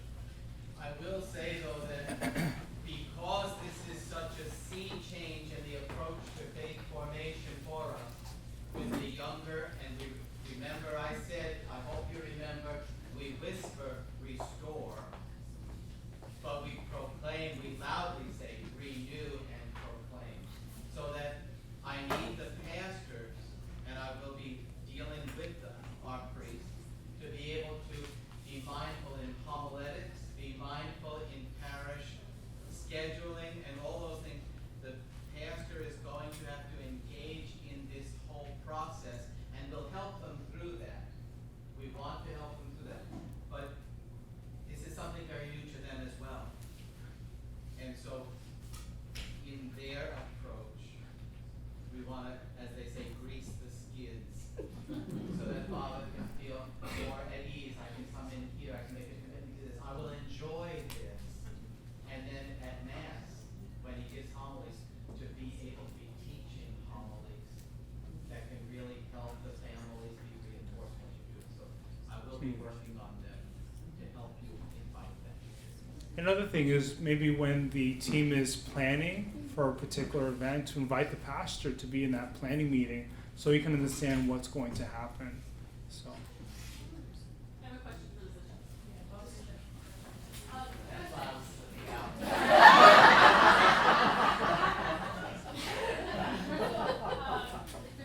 What Father was saying about, we hear the priest speak every Sunday, so their role doesn't have to be speaking. And I want the pastor's role to be fun and easy, not something else for him to prepare. So thinking about I'm told, if I give him little tasks, he's really happy to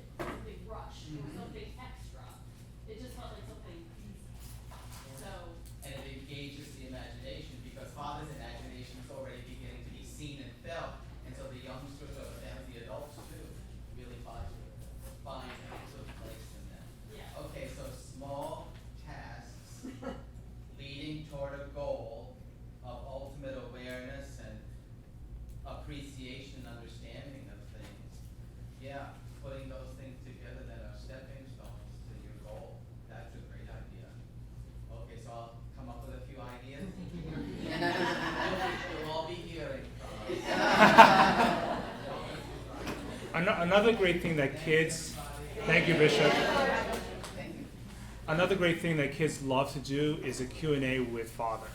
So with an opportunity, they can ask questions like, what? You go to the movies? Or you wear something outside of the habit or the collar? You actually wear real clothes? You know, stuff like that. They really enjoy that. So that's another opportunity where Father can connect with the family. So as long as Father's comfortable, you know, it'll entice him to come back to other sessions. So, yeah. So I don't think anything else you want me to add regarding. We are blessed to have Father Phil here at St. Simon's. He backs us no matter what. I mean, I will be in his office every day going, I was thinking, he'll be like, yeah, just do it, go. But he also, Father will come in and he'll jump on the line like if we're short-handed at the kitchen. He's on the line serving food, talking to the kids. Like just a simple act of serving food. He's connecting with everybody. He's not having to teach them anything, just, what do you want to eat? So just stuff like that for them to do is perfect. They don't have to have a role per se. They just, Father comes and finds them. Whatever is needed at that moment. Okay, so for the second half, after the breakout session, we usually come back and we end up back in the gym and we will go over the saint. Now, not many of you answered the saint trivia. Any last people for the saint trivia? The tickets are right outside by the door. So I will do that in just a minute, so if you didn't, but what we will usually do is we would play a video.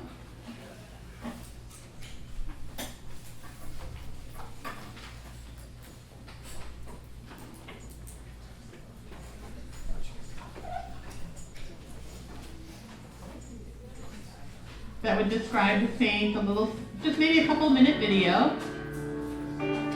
Sometimes this is done with just the kids, because the parents are wrapping up. Sometimes it's done with the parents and the kids, or it's the kids transitioning in. Was born August 28, 1774, and died January 4th, 1821. Her feast day is January 4th, and she is the patroness of in-law problems, the death of children, widows, the death of parents, and the opposition of church authorities. She was beatified by Pope John XXIII on March 17, 1963, and canonized by Pope Paul VI on September 14, 1975. Elizabeth was born into a wealthy and influential Episcopalian family in America and was married to William McGee Seton at the age of 19. They had 5 children and enjoyed married life for nearly a decade before William's father passed and the couple took in 6 of William's younger siblings. When the family moved to Wall Street in New York, William was diagnosed with tuberculosis and the family moved to Italy in hopes of healing his illness. Unfortunately, Elizabeth's husband passed in Italy. She later lost 2 of her daughters and was separated from her friends and family, which helped Elizabeth learn to trust in the will of God, or the will, as she called it. Widowed and shouldering the responsibility to care for so many children, Elizabeth opened a school in Boston. As she struggled, friends often turned her toward the Catholic Church until finally, March 14, 1805, Elizabeth was received into the Catholic Church by Father William O'Brien. After entering the church, her private and secular school lost several students as parents did not want their girls involved with a religious institution. It was then that Elizabeth decided to open the first free Catholic school in America. To help run the school, and the several institutions that sprang from it, Elizabeth founded the Sisters of Charity in 1809, which was the first Native American religious community for women. In the following years, Elizabeth established more schools and congregations until she fell ill and died of tuberculosis on January 4, 1821, at 46 years old. Today, her remains can be found at the National Shrine of St. Elizabeth Ann Seton in Emmitsburg, Maryland, United States. To learn more about St. So we just try to get them aware of different saints each month.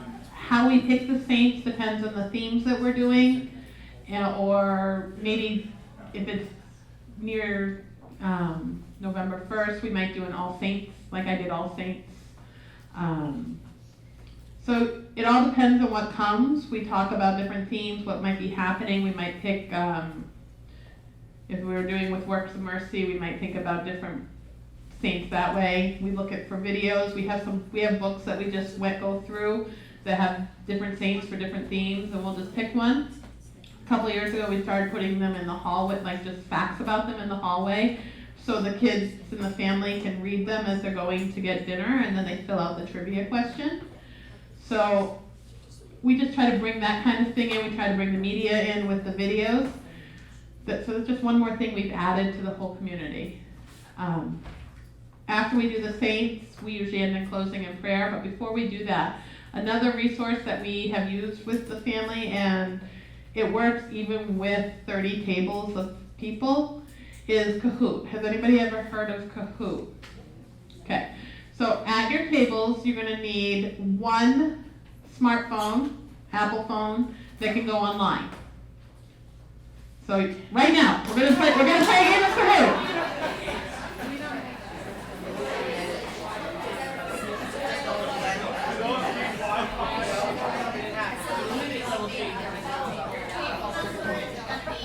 For those who need Wi-Fi, it's a Aquinas Center, and the password is 3 Moody Street with the letter MS being capital.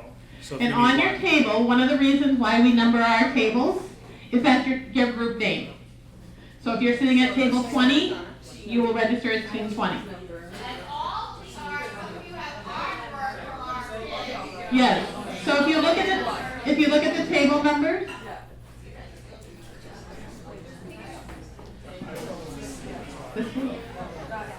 oh, you guys are gonna go table for 2.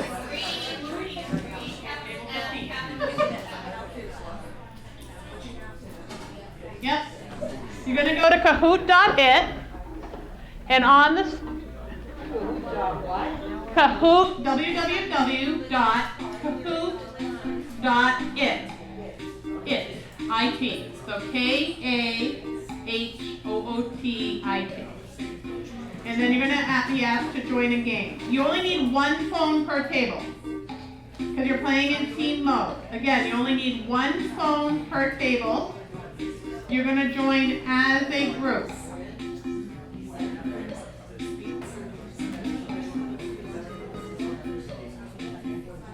You could play it that anybody who has a thing, then you'll have like 300 teams. But if you do it by the table, they actually have to communicate and work together to answer the question. And it's actually really cool to watch because the kids do it. The parents sit there and go, I can't do this. And the kids are grabbing the phone, logging in, getting it ready to go. And right behind you, you log it, that's the kiddo.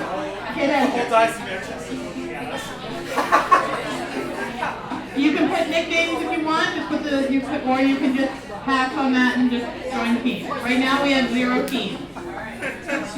So this is just another tool that we use with our whole community. We're going to play a short game and see how well you know the colors of the liturgical year.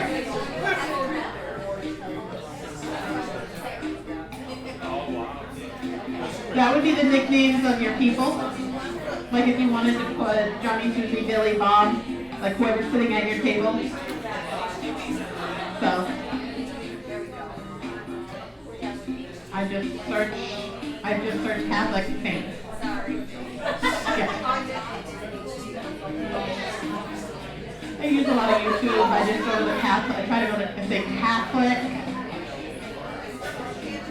And it has to be short. Some of them are very fast. So you gotta be careful what they present. Okay, we have 6 teams.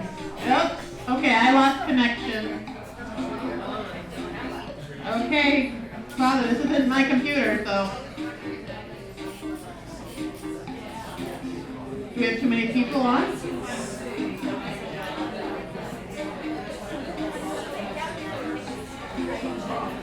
We're going to attempt to play it. The one thing you always have to be prepared for is if your technology goes.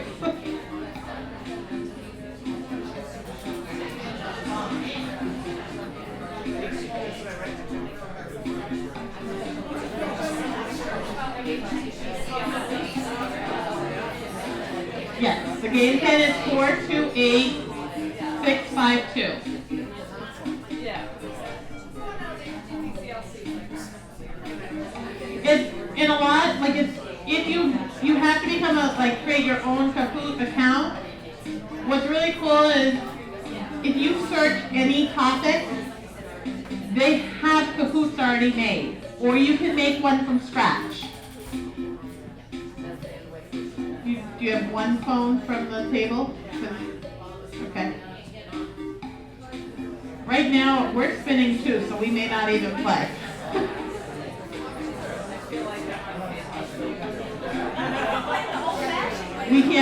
We can't play unless I have access. Right. Usually with my computer, like I'm borrowing Sandy's computer, usually what I do is I do a hotspot with my own phone, because then I'm the only one on it for my computer. If you don't need to use the Wi-Fi and you have cellular data, you might have better luck with that than using the Wi-Fi. The cement building is also not great for receiving signals, so.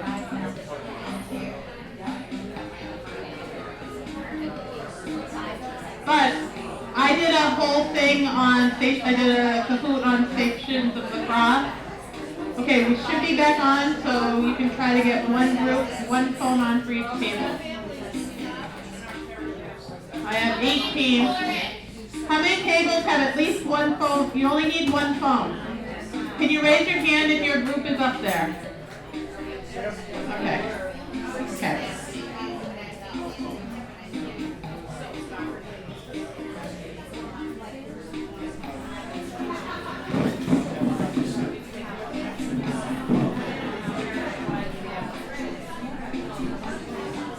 Okay, we're up to 15 teams. We only have 12 tables. Yeah, we only have 12 tables. You really only need one more. But I want to just give you a feel for how it runs. What's going to happen is a question will pop up on the screen, and then there'll be 4 answers. On your phone will just be the 4 colors. You have to pick which color you want. The question is not going to pop up on your phone. The question is going to come onto the screen.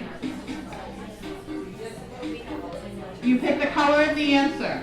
The faster you pick it, the more points you get. Okay, we're going to get started just so we can get a feel for it. Yes.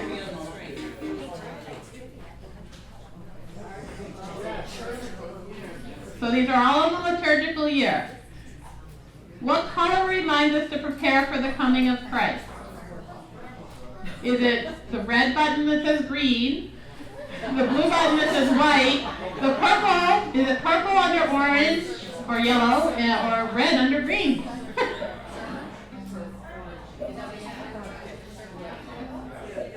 So is it triangle, diamond, circle, or square?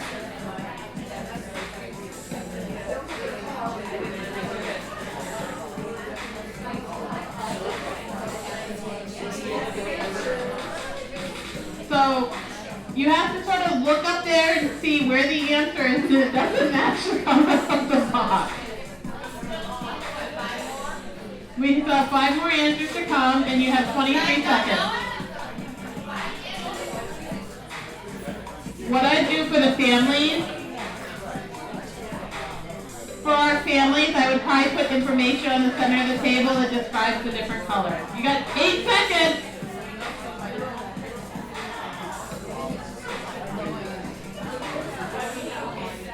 Okay, it is purple.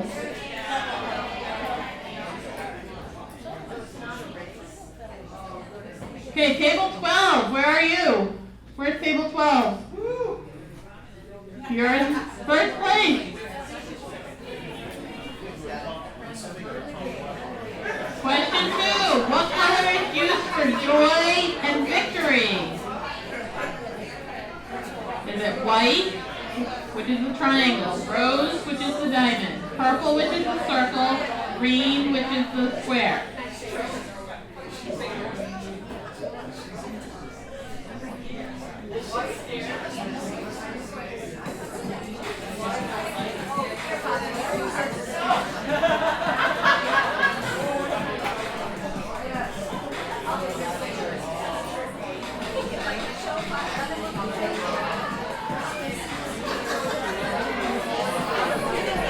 can create the game.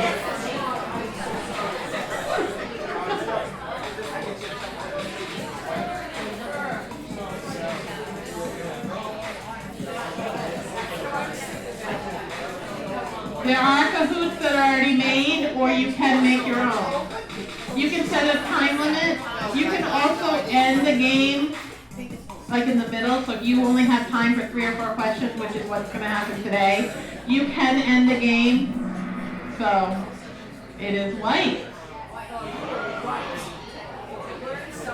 According to this Kahoot, it was white.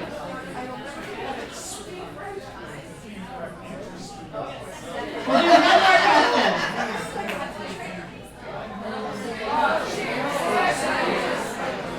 Is it triangle red, diamond purple, circle green, or square rose?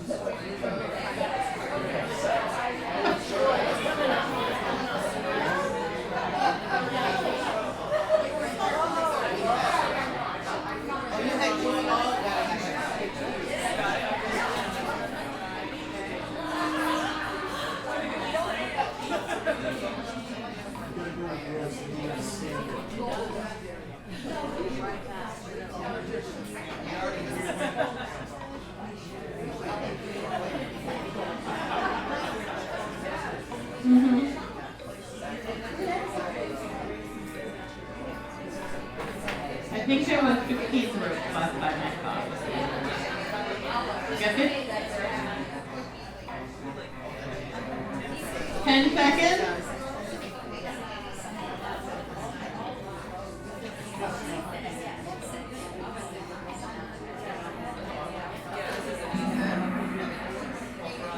So it is rose, and we all got that one. So if you look down in the bottom, like right here, right above the blue, you can end, like if you know there's not time, like you need to move on or you need to move, you can end the game and it will just score based on that. I use this in my actual classroom for math. We've used this with 30 tables, so 250 people sitting in that gym. You do have to read the questions to them because when they're in the back of the gym and this is projected in the front of the gym, they might not be able to see it, so you do have to read the answers for them. But the kids know how to use it. It's awesome to watch the generations work together on it because the kids are like moving like lightning speed with it, and the parents are sitting there staring at it, and the grandparents that come are really sitting there staring at it. But it's neat to see them interacting. Another thing that I thought was cool is neat. Colleen had said that everybody's at different places. One of the things I observed with our group last year is Colleen was doing an activity that involved looking up Bible verses. I watched a 4th grader go, because they were sitting at a table, so there's like multiple families at a table, go over to another family, to the adults, and show them how to look up the Bible story. You see that happen because the kids have been shown it, so now they're being given the opportunity to bring it back because not all the parents know.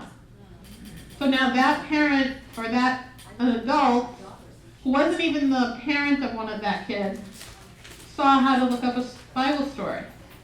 So there are so many benefits for the whole community watching all the generations, and as long as you get that welcome and you are there, the smile when you walk in, so they see it's fun to be here. My face hurts when I go home after because I've been smiling the whole time. Even when I am frustrated because the technology is not working or I'm short catechist because people got sick, you just smile and it works. You may have to punt at times because I'm counting red shirts walking through the door going, I don't have a 3rd grade teacher. I don't have a 6th grade teacher. But then you look at you pull the team together and you make it happen. And you punt. And it's not necessarily easy all the time. But don't underestimate, this is like truth in my life. I've never experienced the Holy Spirit more in any other facet of my life than has been through this program. Like whether it's sort of a joke in my house because my husband will be like, Colleen, really? It's like, could have got this done like just a little bit earlier.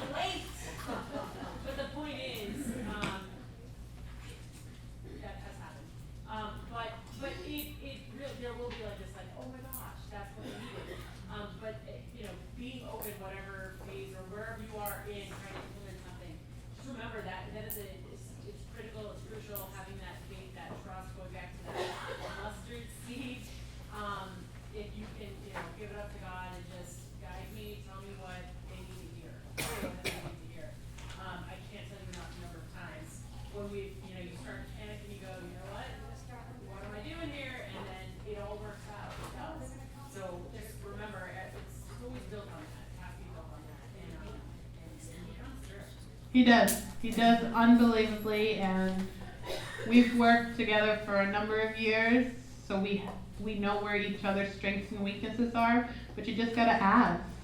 I tend to be the one that brings in like the computer and that kind of stuff, and Colleen is amazing with her crafts and her different things, but we are also, I believe, did you put our information? I did not, but we'll load it. But you can contact Sandy if you wanna ask us or you wanna talk to us when I'm not in my class teaching middle school math. I'm usually here doing stuff, and my family's been brought up here. My 10-year-old thinks of this as home. So, like with the Murray family, Brady and Isabel, they go through VBS with me. They're here. The kids know you. The kids are constantly running up. The kids feel connected. The families feel connected. They smile. We took the pictures of the card, like, and put it on the card. Because when you have 105 kids and the families and all of that, I'm not going to remember all the names. So we do that so we can start looking and that. But even just that smile, even if you can't remember their name, that smile, that acknowledgement, how are you doing this month? How's it going? Those kind of things. And then the kids see you in church and you see the little waves. You see all of that. So I just want to close in prayer before we let you guys get ready for lunch and end the first half of the morning. I hope we've helped you. I hope we haven't confused you. I hope we haven't overwhelmed you. Be where you need to be and start where you need to start. We started differently and we've grown. We started with different things and we've changed it. We look at each other and said, this isn't working. And we went back to the drawing board. We didn't just give up. Yeah, like last year, I had this great idea that out of the 32 tables we had, we were going to assign tables to the families so that they could talk to each other. What a nightmare. What a nightmare. I would never, ever assign, go sit, just sit, wherever you want to sit. We were trying to get families to have like a community within their table, but then there were some months where you'd have a family sitting by themselves because the other families would be absent.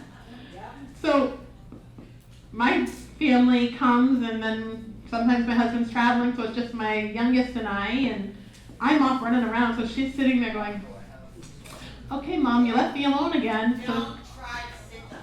So she usually joins another family because I'm running around trying to get ready.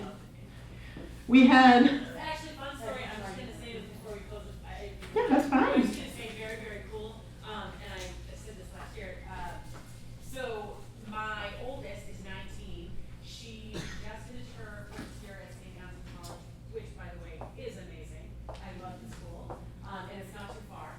But it was very cool because I started when the whole community started when she was in third grade. I had a fellow catechist who would come on Friday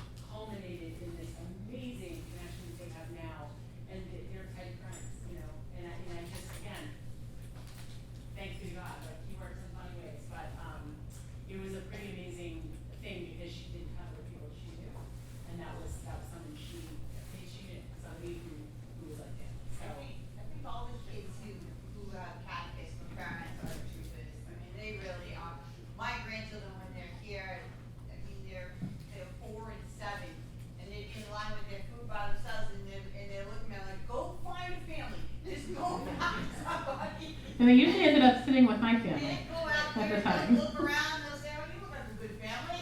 All that stuff down here. The experience may be different, but it's special unto, you know, it is a little different. They come in a little early, they stay a little longer.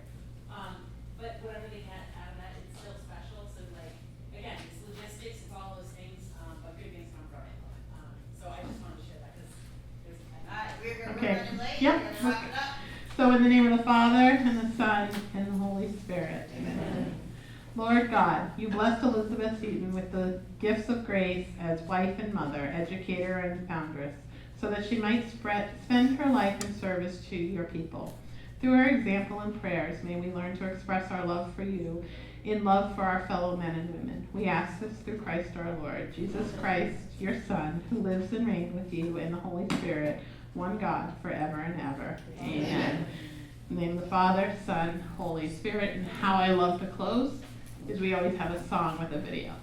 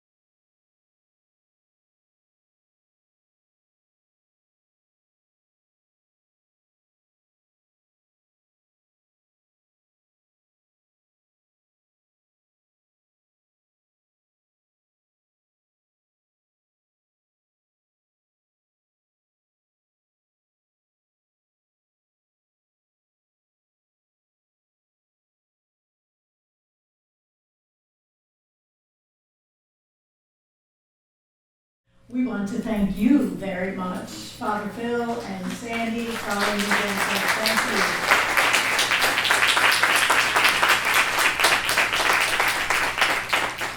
you. I think that you not only shared what you do, but you gave us the experience of your ministry, what you're providing the families and the parishioners here. And having come a couple of times myself, it is an amazing thing. On Friday night, we had wrapped up the adult session, and for sure we thinking, oh, those families are going to making a beeline for the parking lot, and they were still in the gym talking and sharing, and it was like 9 o'clock in the evening. So it's not just that they're coming because it's faith formation, but because they're being nourished, they're growing as a community, and they like being together. So I encourage all of you, be in touch with us, be in touch with Sandy and her team, and hopefully this will begin to grow one step at a time. It can't happen overnight, as they have said, but I think that their example and certainly their resources are benefiting now the whole diocese as well as their parish. So thank you all so very much. Lunch is ready, and so let's say grace together, and Mary Jane will call tables. You're going to go probably out this door and then back through the middle, and we'll reconvene at 1:15 to start the afternoon session, okay? We'll have a few announcements then, and then Raphael and Annie will do some work with us and help us to grow in our expertise as people using social media.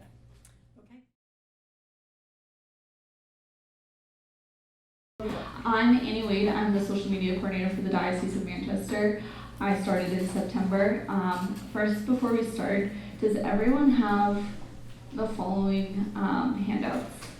They should be a social media checklist that looks like this. How to create an Instagram account.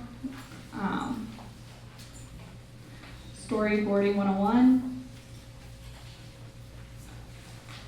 Social media and website audit checklist, and how to post on Facebook, how to schedule posts on Facebook. I don't have the color version, but this is what it looks like.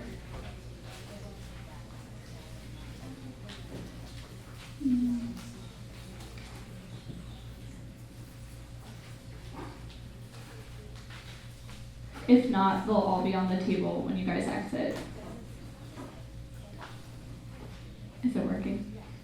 Oh, okay.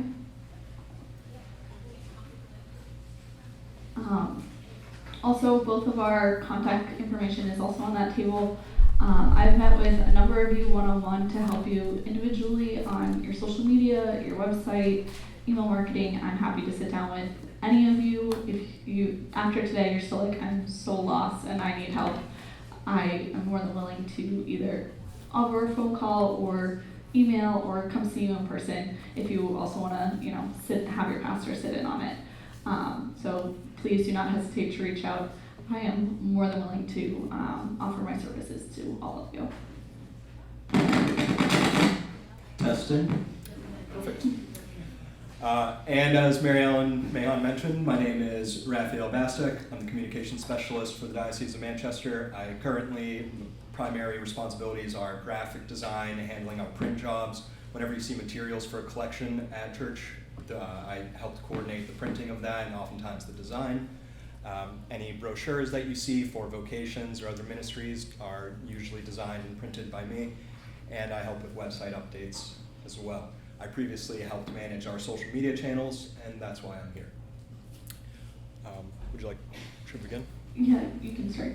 So before we get into the nitty-gritty of what makes effective social media, I would first like to discuss some of our policies, ranging from safe environment to appropriate electronic communication.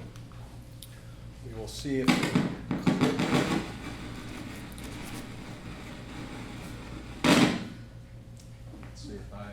can you all hear me if I stand in the middle? Sure. So first I'd like to do a general overview of our electronic communications policies. There are a number of documents on the table out there. I intentionally do not hand them out yet, so they would be forced to listen to me instead.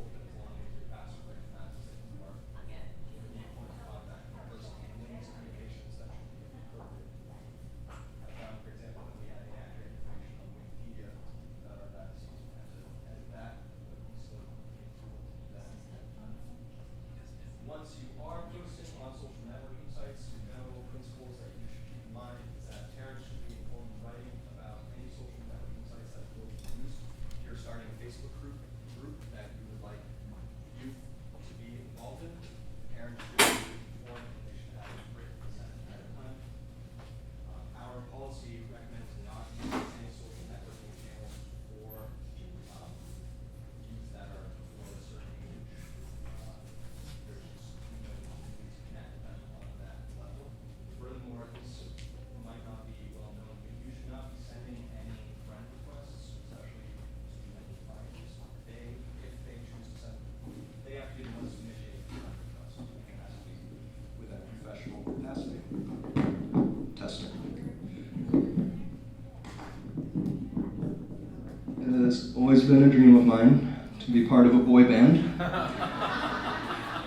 And early 2000s came and went, so I think this is my best shot. So now that I have this, my confidence is through the roof, and we can really begin. So continuing, any accounts that you should be used should be established especially for the ministry or the program that you are using. You should not be using your personal accounts, and there are a number of reasons for this. One, it looks more professional when you are using a parish-based account, but also I use my own, the diocese assigns all of its employees their own emails, and I use my own email for signing up for scheduling services and other apps, which then became a nightmare to transfer over halfway through our payment plans when there were new employees and we had to transfer things. So be sure to use a central account, especially if you're going to be sharing responsibilities with other staff. Especially on Facebook, you can assign account privileges to multiple people at once, so you want to be sure that you're unified in the way that you're presenting your interactions, and this also is important when it comes to your parish's branding and the way that you portray yourselves online. It's recommended that copies are maintained of any communications that are sent to youth. Alternatively, if you are using group messages, which we encourage that adults be copied on any sort of message, that also would be a way to serve as a copy. We also recommend using apps such as Remind 101, which is a group messaging app that obscures the phone numbers of anyone involved. So that's a nice, what's the word I'm looking for here? Not covert, but it's a good way to preserve the identity of anybody who's involved, minors. And furthermore, any photos that you post on your parish website, you are not allowed to tag any youth in those photos, regardless of whether or not you have their approval or their parents' approval. It just creates too many problems, and so we do not allow you to do that. Furthermore, in regards to texting, there are infographics on that table of that graphic on the right, and even though this is geared more towards a school setting, the same applies to any youth in the parish. First, consult with your pastor whether or not there's any need to text the group, whether it's appropriate for you to do so. It's recommended, as I mentioned, to use group texts, group apps. That way you are always covering yourself and there are multiple people involved in any communication, as well to copy any parents or adults on those communications. And one line that I'd like to particularly pay attention to that's in the electronic communication policy is that social networking sites should be used as a means for effective communication for ministry and education rather than for befriending people or socializing. So if you want to get to know these youth better, do it at a youth event. You don't need to be messaging them in using these channels to do that. This should be solely for the advancement of the ministry. And you should also be monitoring your pages. Comments from other people should be monitored. We have a filter set up on our Facebook page that blocks specific words because we, at one point a few years ago, some people were using hurtful and offensive language on our page, so we just applied a page-wide block on those words, and now anytime if someone leaves a comment with those, their comment won't show up to other people. We've also had to do that on a case-by-case basis and with individual users. We'll have, and you may see as well, people will try to hijack a thread, so you may have a very nice post offering a prayer for your pastor, and people may start brigading and commenting on it about something completely unrelated, about why the pastor at another parish didn't do this, or why so-and-so has happened. And so try to keep an eye on those, and don't be afraid to delete comments, don't be afraid to reply to people. I like to bring up this example. A number of years back, Starbucks received some flack because they printed a Merry Christmas message on their seasonal coffee cups, and people were offended by that because it's 2019. And so Starbucks said nothing. They didn't comment on it, they didn't address the situation, and it blew over, and they saw increased profits that season. So sometimes the best problem is it's not to address the controversy head on. Just if it's something that's hurting other people or should be removed, absolutely remove it. But sometimes you don't need to address these issues. The other element that I wanted to mention of the policy is copyright infringement. And the reason that I want to bring this up is because we've had some examples within our own parishes within the past year where we've had copyright infringement strikes. So the use of unlicensed images, whether intentional or otherwise, can result in fines against your parish and the diocese. We sent a memo around to employees earlier this year detailing this, and that's also printed on the table. But you may be surprised at one of the most common culprits of what causes this copyright infringement, and it's someone you may know. Pictures of the Pope are often licensed or owned by specific organizations, and people will search for a photo of the Pope and want to use it, and that's actually how one of our parishes resulted in being fined earlier this year. Not by the Pope himself reaching out to them, but some angry third party. And so you may, it's a little bit tricky because looking at these two photos, one of these, they're both high quality images, they both appear when you Google search him, but one of these is free to use and the other is licensed and owned. And just by looking at them, this is a rhetorical question, you don't need to jump up and tell me, but can you tell which is acceptable just by looking? And I would argue the nicer picture is actually the free one. Here he is in the left, half winking, and it's a clearer shot here, and this is free to use, whereas the other one is owned by the Washington Post. And so, when we sent this memo around earlier the year, we encouraged parishes to review their website and remove any images which you may not have specific documented permission to use. So if there are pictures that you found while searching through Google, it might be worth revisiting those and seeing what the copyright is on those. Sharing posts with other people's content is okay so long as you are not claiming it as your own. And if you receive a copyright violation, feel free to contact the Office of the Chancellor and they'd be happy to help you. I would like to point out that images on our website are copyrighted. Generally, we're okay with you using them. However, some of our photographers that we use have their own licensing agreements with us, and they've specified that we can only use it in certain materials or only on certain web pages. And so if you would like to use an image from our website, feel free to reach out to us at any time, and oftentimes we can give you a higher quality one, so that way you can use it for more materials, but we can advise you whether or not it's acceptable to use. And one way that I mentioned, you might want to check the copyright usage on images that you've used. And in case you're wondering how to do this, first I would advise, let me backtrack a little bit, using royalty-free content. These are images that people have specifically stated anyone can use these, whether it's royalty-free or it's copyright exempt. And so there are a number of resources that you can use to find these free-to-use pictures. For images, I would use Unsplash. For secular photos, you can sort by textures, by landscapes, by certain categories, and Unsplash. And I think it has a great selection of high-quality photos that are all free to use, and you don't need to credit the photographer. CathoPic, it's a similar concept, except it's all specifically Catholic images. It has a much smaller database, so I find I don't use it as often, but if you're looking for a specific photo of a mass or sacrament, it could be on there, and those are free to use.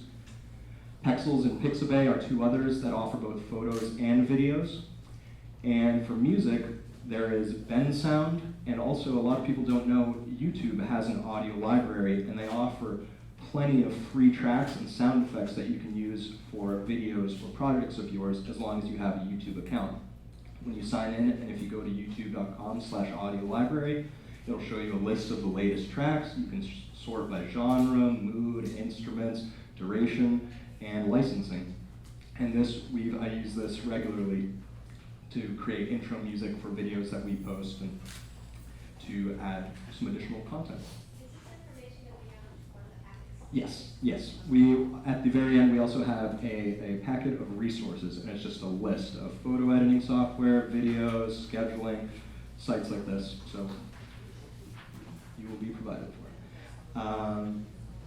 So this is what I was getting to earlier. In a Google search, you can specify the usage rights of the images that appear. And so this is something that you might want to do with your regular Google searches. When you're doing an image search, if you click on the Tools button, that's right under the microscope there. Let's see if this works.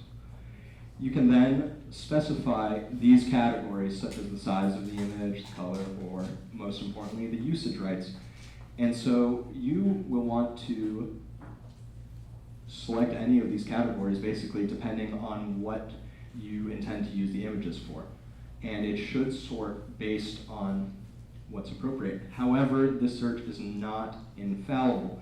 And in something that might make school teachers cringe, I actually highly encourage the use of Wikipedia in this instance, because any image that you click on in Wikipedia will tell you the exact copyright for that image.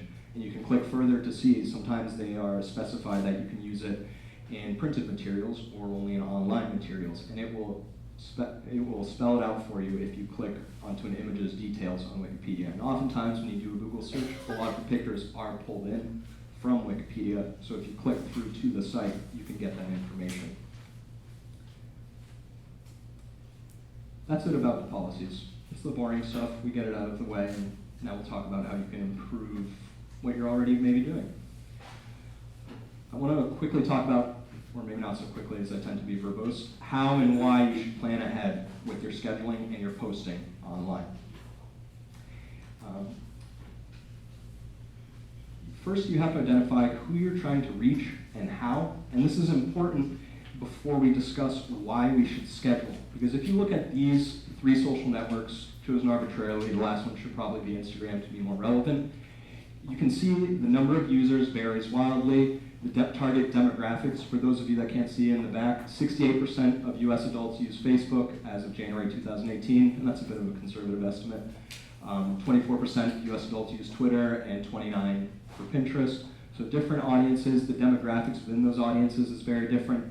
They support different formats, and the recommended post frequency and how active you should be on each of them is different. But one of the things that you'll see is that each one recommends posting at least once a day, every day. And obviously you're all wearing many hats and very busy people, and you may not have the time to sit down every day and create content. But it's still important to have that regular upkeep in order to keep your audiences engaged. And that's why scheduling apps are so important, because they can help automate the work for you, and they can help you remain active even when you're away from the desk. And I argue that one of the primary factors for successful social media use is consistency. So these recommended post guidelines are just that, they're just guidelines. Where Facebook says the recommended post frequency is 1 a day, that statistic was taken from corporations, because people generally don't want Coca-Cola ads thrown at them multiple times a day. But I found that within our ministry, within the diocese posts, people really like seeing more content than just 1 post a day. They like seeing a daily prayer for our priests in the morning. They like seeing a post about the saint of the day at noon. They like seeing photos from our schools later in the afternoon. So as long as you are consistent in finding out what your audience wants, that is what will lead you to success. And it also helps you with your branding, because if you are scheduling these posts ahead of time, you can plan a unified look and appearance through these posts. You can plan, okay, maybe every Saturday. We tried it for summer. We did school posts on the Saturdays. Why we started in the summer is a mystery, because schools aren't open. But it was something we tried, and it helped provide us with a theme and regular content. the daily prayers for priests is another way that we branded ourselves. So there are unique solutions for each social networking platform. For example, Facebook has a built-in scheduling function. Right with a regular Facebook account, you can plan posts as far in advance as you would like. Twitter, on the other hand, does not. So in order to deal with this, the solution we found was to use a third-party service. At first, we used one called Hootsuite. Now, this is a little bit of what the Hootsuite calendar looks like. This is just one example of a scheduling platform. You can see I had already planned the majority of the month's posts. It lets you sort by time slots. Here, each one of these is coming in at a different time. You can see posts that you've scheduled, drafts of posts. You can share these posts across social networks, so I won't need to make separate posts for Facebook and Twitter. You can have the same post go to both at the same time if you would like. And there's a whole variety of these scheduling services available, and each offer different key features that you may prefer over others. For example, if you're primarily a Twitter user, there's a free website called TweetDeck, and it's also developed by Twitter, and it allows you to schedule tweets and plan your Twitter feed. But that's it. It doesn't have Facebook integration. It doesn't have Instagram integration. If you wanted to use it, it's a fine one to use, but we'd recommend something more multifaceted. Hootsuite, I enjoyed it, but it has a pretty spotty integration with Instagram. We found that oftentimes posts wouldn't go through, images wouldn't upload, and there were other glitches. And so we've moved on to another service to use in conjunction with Hootsuite called Later. There are overviews of these services and more in the resources packet that you can grab at the end. To give you a ballpark, Hootsuite has a free plan for one user, so one email address. We shared one. You can just have 3 profiles, so say a Facebook, a Twitter, and a Pinterest page, and you can schedule 30 messages at a time. And that's a free account.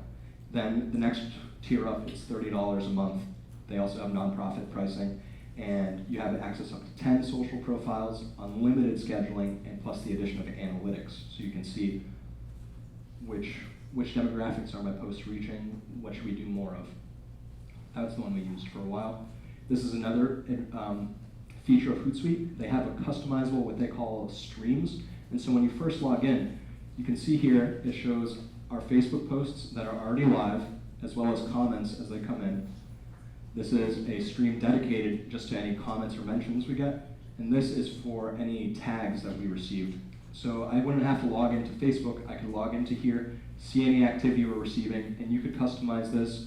You can add different tabs for different social networks. It's very customizable for your needs. So I would recommend looking through the resources packet and finding a scheduling app that works for you. Many of these offer free trials, and you should test them because there are numerous things to look for, such as how many separate users should have access, how many platforms can you post to, and which platforms are supported. For example, I mentioned Hootsuite's Instagram integration is not great. How many posts can you schedule ahead of time, and how far in advance? And if possible, does it offer analytics? The big thing is, of course, cost as well, because some of these range into hundreds of dollars a month even. Buffer is one that we recommend, is one good one. It has built-in content creation tools. So say if you use Google Chrome as a web browser, it has extensions built into Chrome so that if you're on a web page and you like a post, you can directly share it to add it to your schedule without even leaving that page because it integrates with your web browser. So that's one benefit of Buffer. Hootsuite I've talked about. Later has great Instagram focus. Sprout Social has a great blog, and they also provide great statistics. And TweetDeck is Twitter focused, and there are more. And that's about it for scheduling. We can answer any more questions later, but now that you have a better idea of how and why to schedule the content, let's talk about the content itself, because it's great that you know that you should be posting a lot. What are you going to be posting? I will hand it over to...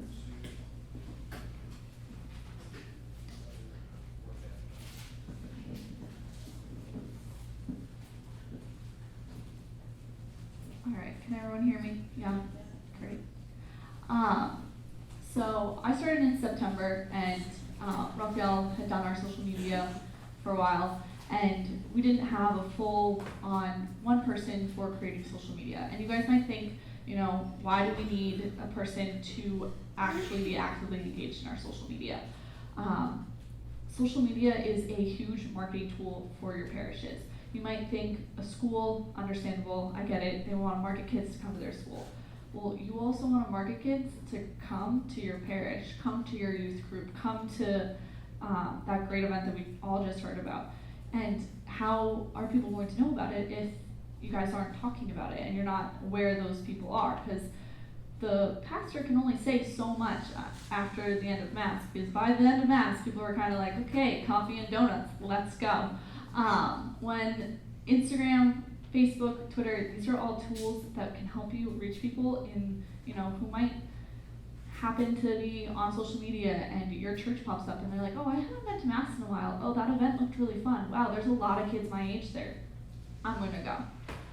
So, how do you create unforgettable content to get people to come to your parish? First of all, we're oversaturated by content. So what you want to do is to make good content, you have to follow these guidelines, and they will help you reach those people that you need. Do you have a clicker? Oh, great.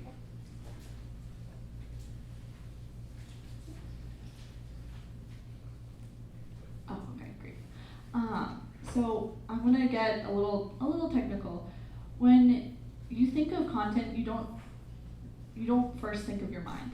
But your mind is such a powerful tool that it can remember something from your childhood that was extremely impactful.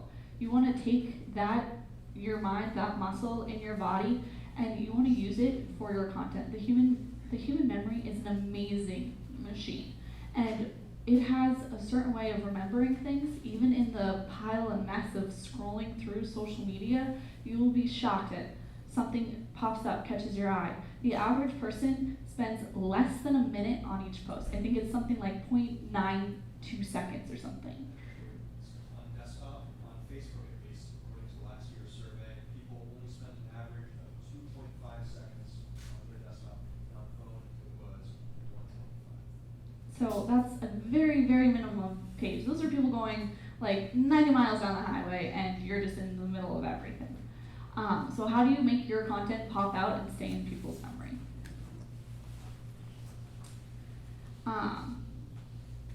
You want the content that catches the eye and keeps people focused.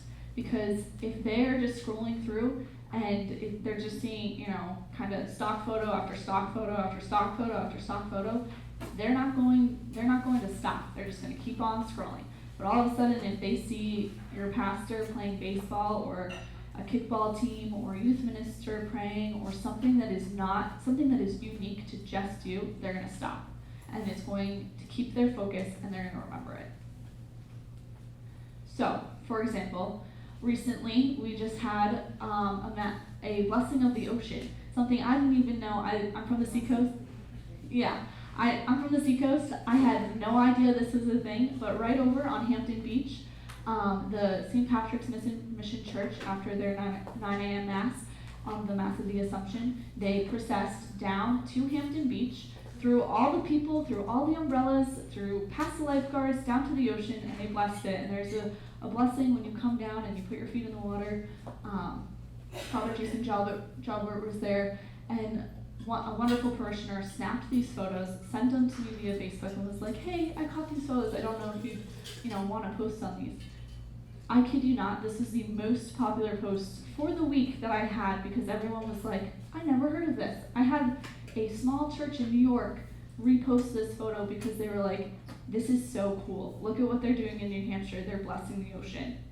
And not only did the people who went to that 9 a.m. Mass who processed down, but people on the beach came, listened to the prayers, listened to the homily, and then I was able to put it out on social media. And obviously, everyone knows what Hampton Beach is. Everyone's been to Hampton Beach or knows about it in the state of New Hampshire. So many people were like, oh my gosh, I saw this. I was wondering what was going on. Or, wow, this is so cool. I hope I am there for next year. So it's posts like this that are catching, that are inspiring, stop people in their tracks and say, wow. Unique. Another great way to get into people's minds is to be unique. This I pulled out because I saw that a church is holding a tailgate. I'm a young person. I go to tailgates when I go to country concerts. I had no idea that a church in our diocese is hosting a tailgate. This is something I would totally be into. And a lot of people my age would also probably be very into. And it's a great, very, very simple. Parking lot full of cars, it's tailgate time. Stops my attention, makes me look, makes me ponder, why the heck is a church having a tailgate? I'm gonna read this. Impactful. So everyone saw the fire burning on Notre Dame. These pop up very rarely, but when they do, they're very, very important to share. I don't know how many of your parishes who have social media shared about the fire, but it's a great way to voice your opinion on what's going on. It helps those people who are out there who are hurting, who might have relatives who live in France, who might have just been there on vacation. You want them to know that even though it's in France, you want them to know that we're thinking of you and we're praying for our whole community of the faith, because it's a universal church. It's not just a New Hampshire church, it's a universal church. So things that happen in the world, you want to be aware of what's going on. You don't want to say, like, 3 months down the road, oh yeah, and Notre Dame burned down. Here's our prayers for Notre Dame. You want to be on top of it. You want to keep up with the trends. You want to think, okay, has anything severe happened in the world today that I feel that I, as a church, as a parish, should comment on? Eye-catching. This is from St. Teresa's in Pacheco that actually I sat down with them and we talked about their website and their social media, and they didn't have anything before I sat down with them. And then all of a sudden I see on social media this wonderful photo of their parishioners in front of their church with their pastor, and I thought, this is great. They took the tools that I gave them and they ran with it. Their website is fantastic now. Their social media accounts, when I was talking to them, they were like, oh, we'll just do Facebook. They dove full right off the dive board into Twitter, into Instagram, and they're doing an amazing job. And it's photos like this that show that it's not just a building. It's actually the people inside that are really inspirational when you go onto social media. So, when is content forgotten? It's very simple, the exact opposite of that.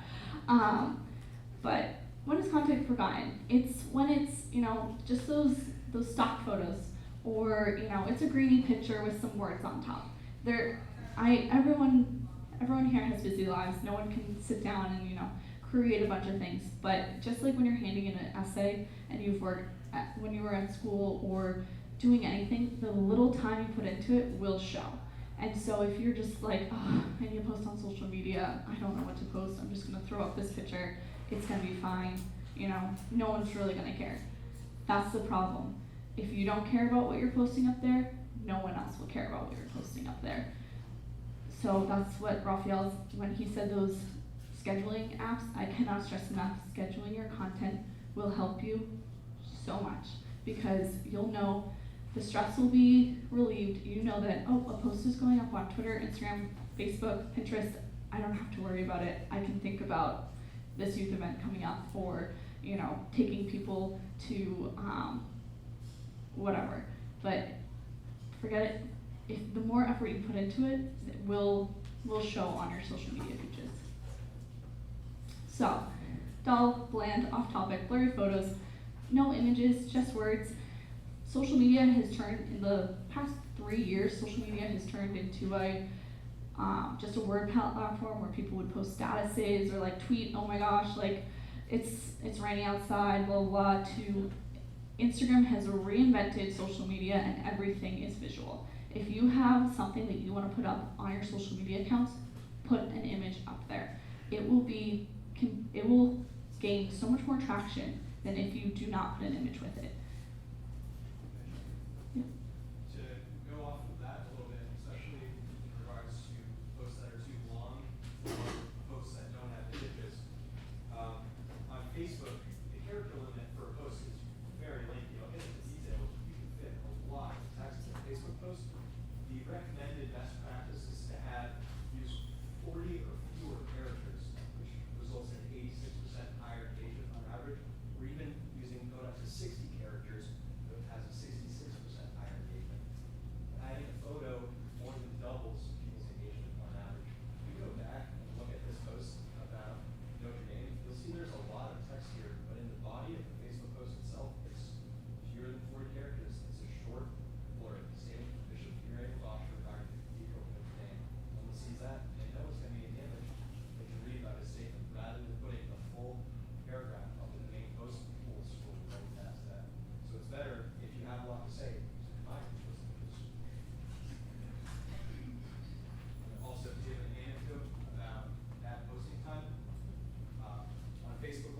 start, I was averaging around 2 to 3 posts a day. They all had pretty consistent results, getting the same amount of traction regardless of what time of day I was posting. And I noticed one post did absolutely terrible. It maybe reached, say, 50 people, which was a bit bad in comparison to what we were doing. Turns out I posted on Sunday evening, September 2nd. It was a holiday weekend as everyone was preparing for school. No one was on Facebook that night, and no one saw the post, so it didn't get any attention. And so that's why scheduling is important, and that's why finding these times to share is important, because you will be forgotten about this. Especially with the first statement, 90% of our information that comes to us is immediately, we're so saturated, it immediately goes down into your feed. So posting times, especially with the scheduling apps, they can definitely help. Later.com, which we use for Instagram, one of the reasons why I made the switch over is because they have those times when you post to long story short, the algorithm that goes into social media is, there are those times in the day where everyone is just on it. Lunchtime, morning before work, and right before people go to bed. To the younger generations, those times decrease. One time, by accident, I posted at 11 p.m. instead of 11 a.m. and shockingly, that got more likes than if I posted at 11 a.m. Because people are on their phones all the time at the evening. It's a way to relax. So, wait, did you go up or? Okay, sorry. So to be remembered, you want to attract people's attention. You want to stand out. To do this, I know it's hard, but take photos. Take photos when you're at Mass, or if you're not participating, obviously, in the Mass. Say you've already went to an earlier Mass, then say, okay, I'm gonna stay behind and take some photos because the altar just looks so beautiful right now. And we have a list. I have in one of your packets of photos that you can say, okay, this is what it's gonna help us out. But the most important is to keep your audience surprised. Like I said, those stock photos are great, but if you're just seeing the same images over and over again, like, oh, I saw that image of that girl praying the rosary on, the diocese post, like, oh, and then I saw it on, St. Teresa's post, and oh my gosh, it's now on St. Mary's post. There are very few stock images for Catholic content out there. It is very, very hard to say, oh, I used this like 2 months ago, the same, Bible study group.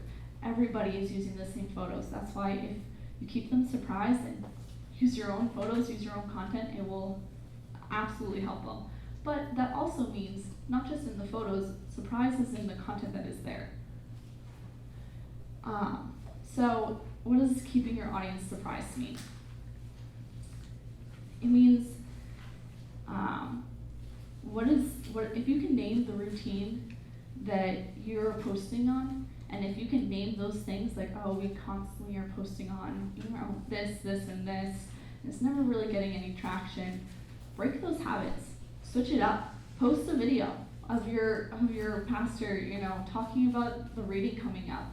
Post a video of your next catechesis. Post a video of yourself here. Hey, like 2 seconds. Hey, I'm at the catechesis workshop. Great things are coming to my parish. Something that's going to be different. And I have a few examples. One is this is St. Chris's Parish. Father David Harris took all the altar service to Canopy Lake Park. This, when I was scrolling through the feed, now I follow every single parish on Facebook that has a Facebook. I also follow multiple parishes throughout the United States and some abroad to try to gauge where people are. But this stopped my scroll because, first of all, I altar served for a very long time. I was never brought to Canopy Lake. Just saying. Second, like these kids, they are being thanked for their service. That is going to last a lasting impression to those children than sending them a letter and being like, thank you so much, like it means so much to me.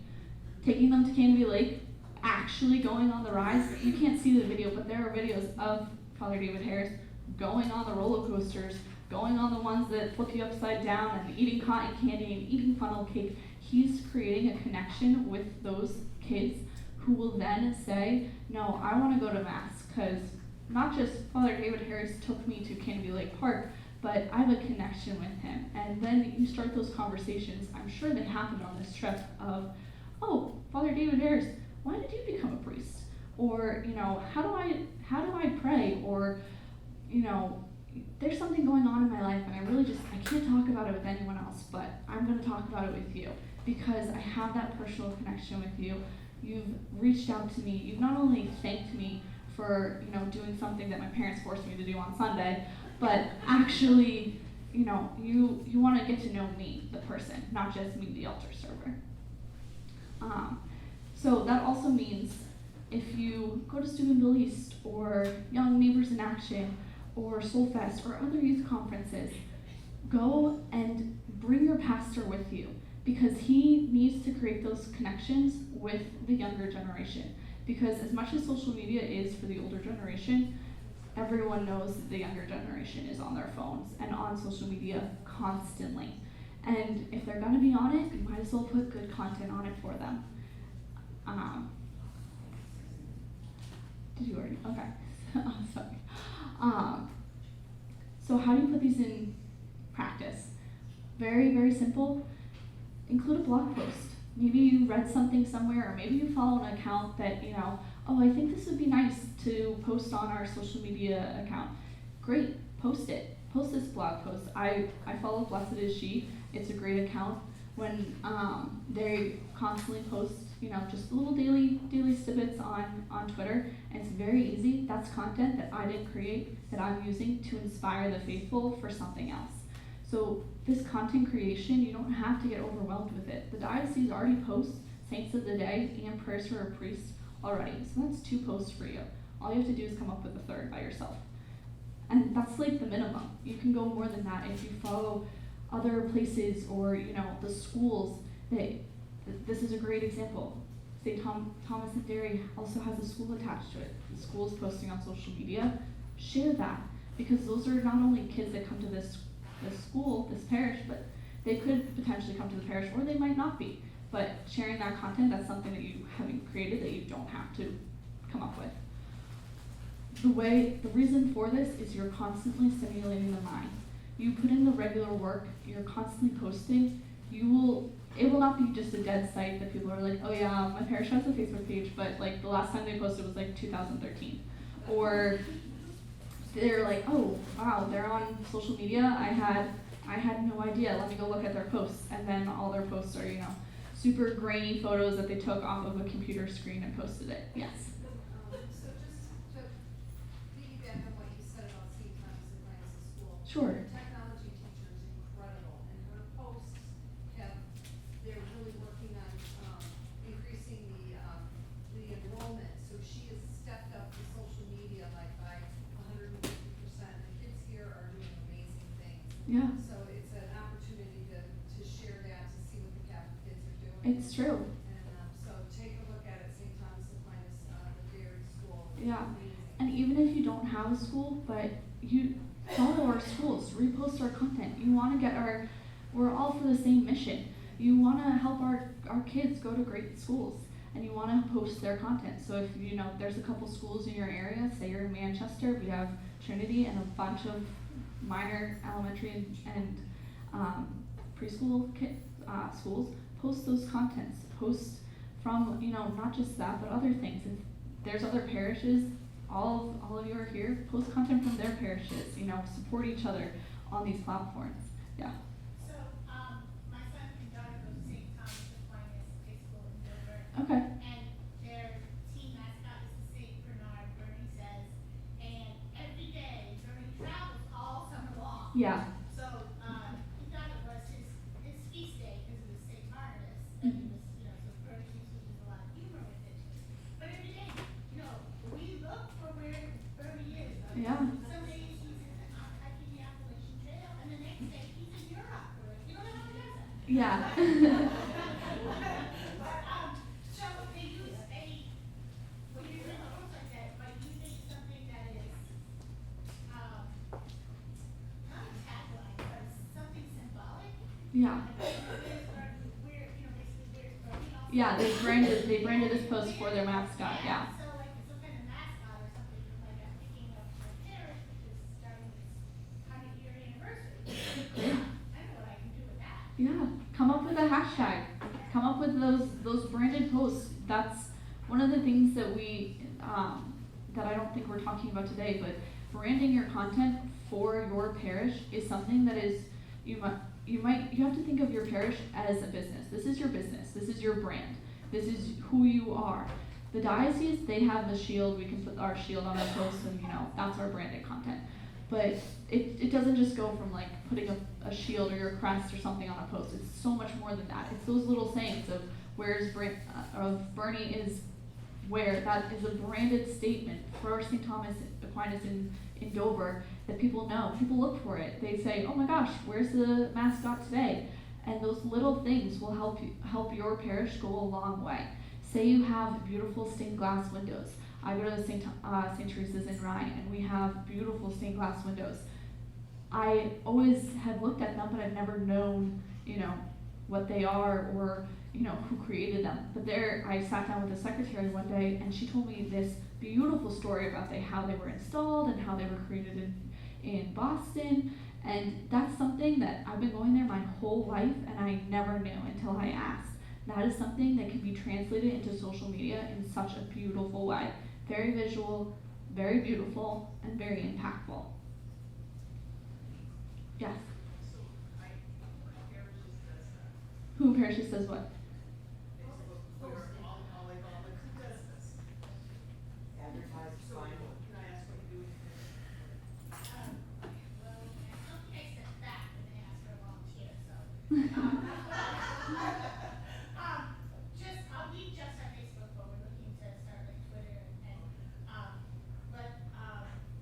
so it was started a few years ago, so you have to become a volunteer. So our pastor is the administrator, I'm just the moderator. And there's like 4 of us who are moderators, for different things. And it just was, learning how to do it by trial and error, and when in doubt, ask my kids. It's honestly, don't feel bad. Ask me, send me an email, I'll help you out. I would be more than happy to. Oh no, that's okay.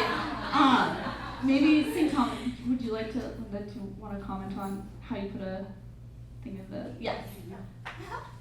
At St. Teresa and St. Mary's, Father Marcel had asked that we update our website, get on Facebook, and do a whole social media splash, of which I have no knowledge of. And so we actually reached out in our bulletin and asked parishioners, and we ended up getting a wonderful gentleman who has really taken it over and run with it. We're very excited about what we're doing, and it's just a matter of, he's passionate about it, and he's doing a great job for us. Yeah, for those of you who couldn't hear, they put an ad in their bulletin, and a parishioner stepped forward and, took control of it. That's his passion. He had the time to do it, and he was, willing to do it. Don't be afraid to ask your parishioners to get involved.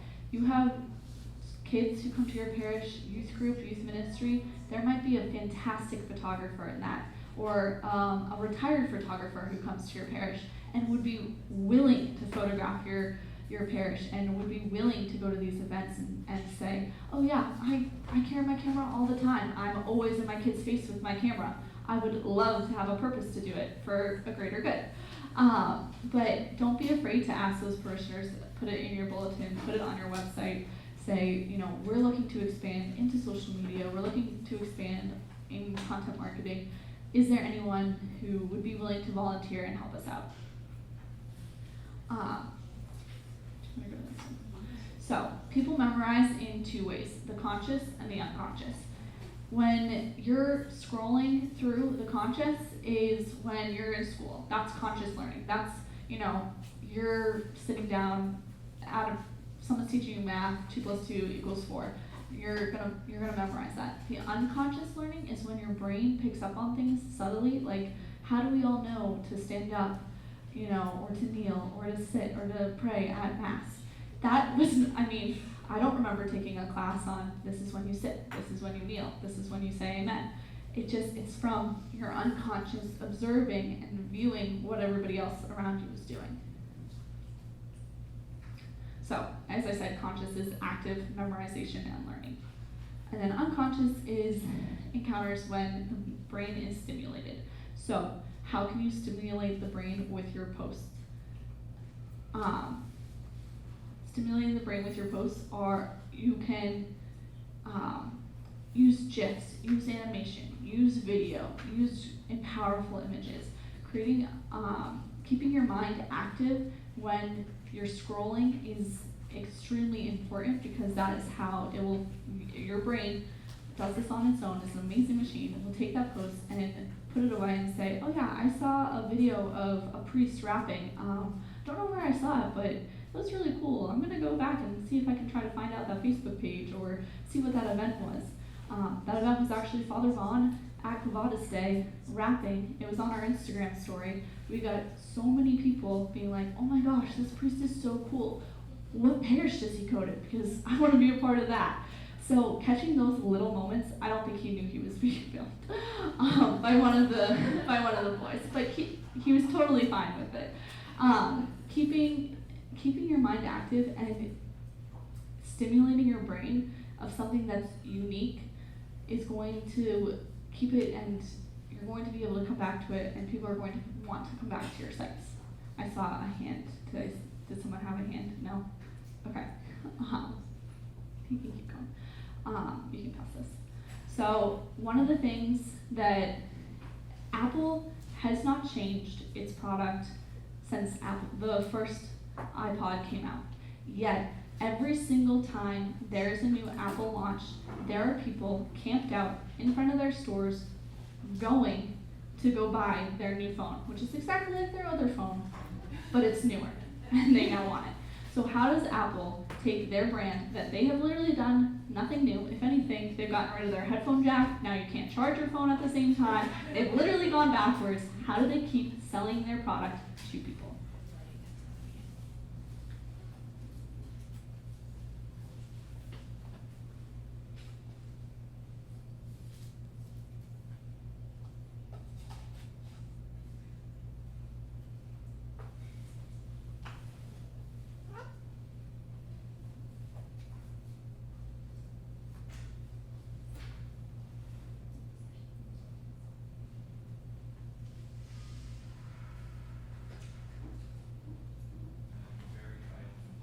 Yeah, sound's not working.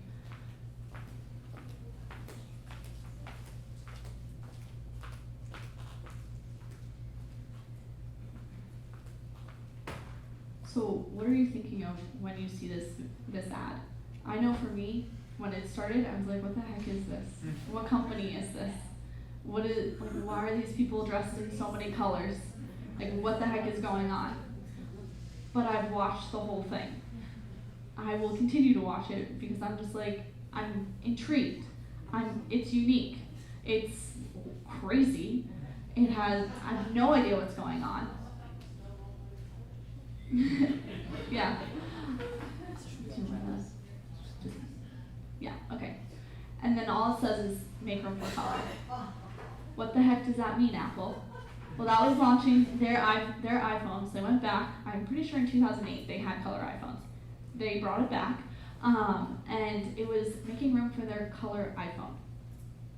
Did you get that from that ad? No, but you watched the whole thing because you were like so intrigued about these colored people running through the streets of an abandoned city.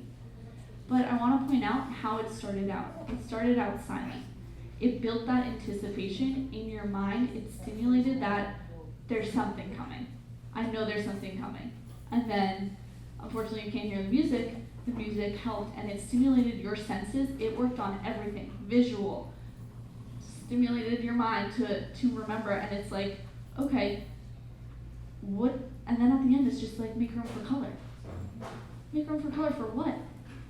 You could take this ad, and I say you have a huge event coming up in your parish. Don't just post, oh, registration is open. Create anticipation around it. Make people want to go to your event. Start off very small, like something is coming. What the heck? What could something is coming mean? And then, little by little tease when registration is going to come, and then drop your registration for that event. I guarantee you it will get a lot more than just posting up a flyer and saying, oh, we're having a barbecue on Saturday, please come. So you have 9 seconds to interest me or less. That is basically the average, like Raphael and I talked about, that is the average time people are going to spend over all the platforms. So you have 9 seconds or less to interest me, and then I'm moving on. So, as I mentioned earlier, your mind gets bored very quickly. Surround it with something that is stimulating and it creates anticipation. You can go to the next one. You can pass this one. There's no silver bullet to the accounts, to creating a good social media platform. So these are some tips on how to create good content to get people's attention.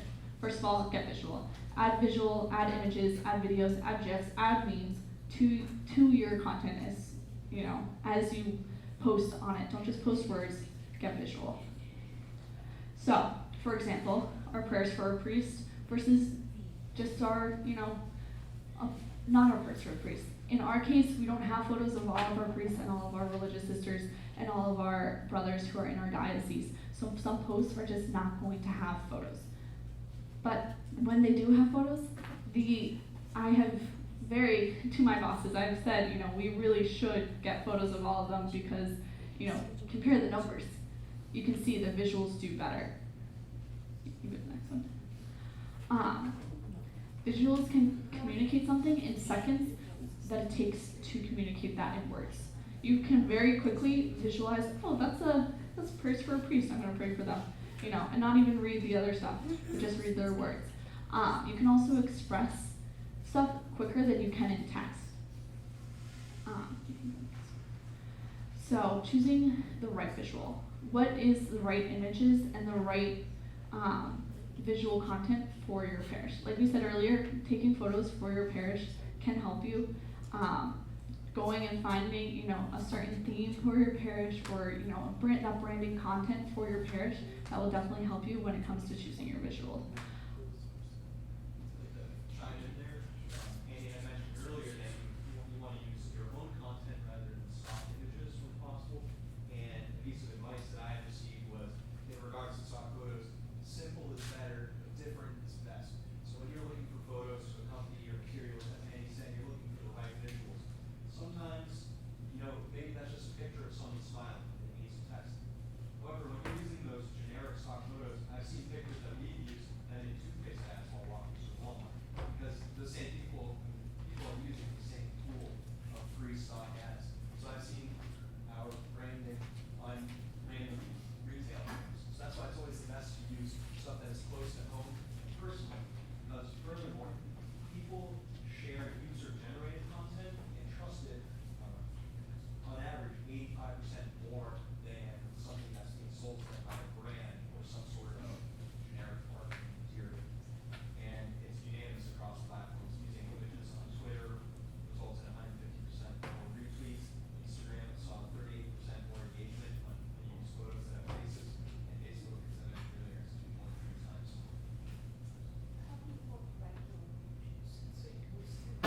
That's a good question. You can put on a watermark on your photos if, say, like I take a lot of photos for the diocese.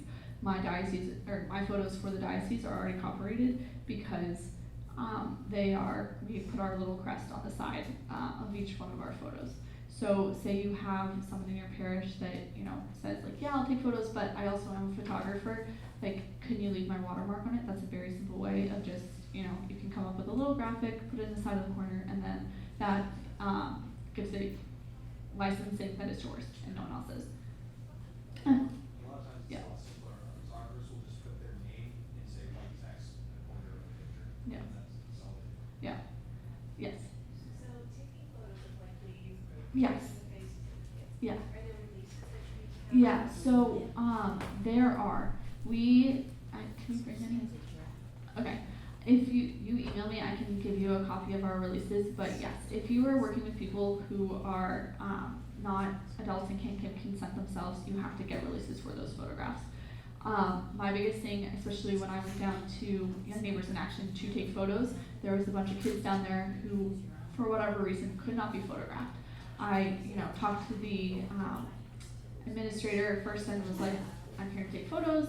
And they sent me a list of the kids. They kind of said, oh, that person in the green shirt, that person in the yellow shirt, can't have photos. taken. And I was very conscious of that. So you have to, but the only way that they knew that is because before those kids even went to that daycare center, they handed out a paper to those parents and said, we're going to be taking photos.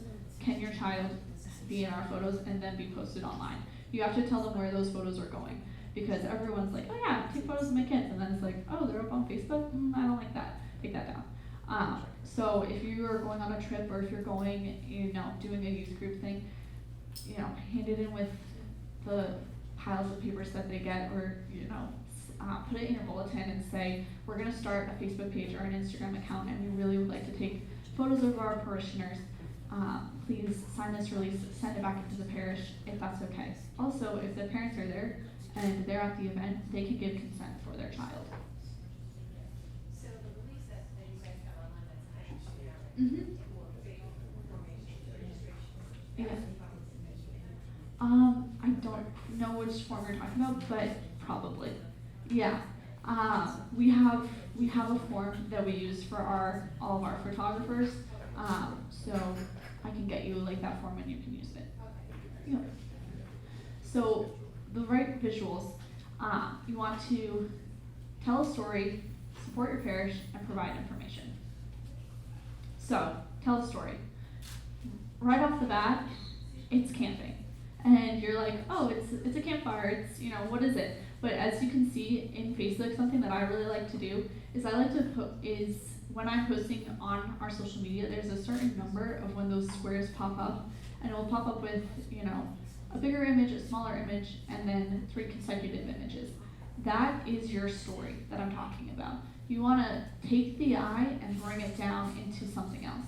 So yes, you see a campfire, but then you see people at mass. Your brain automatically wants to go, why the heck are they around a campfire and then at mass? What is that for?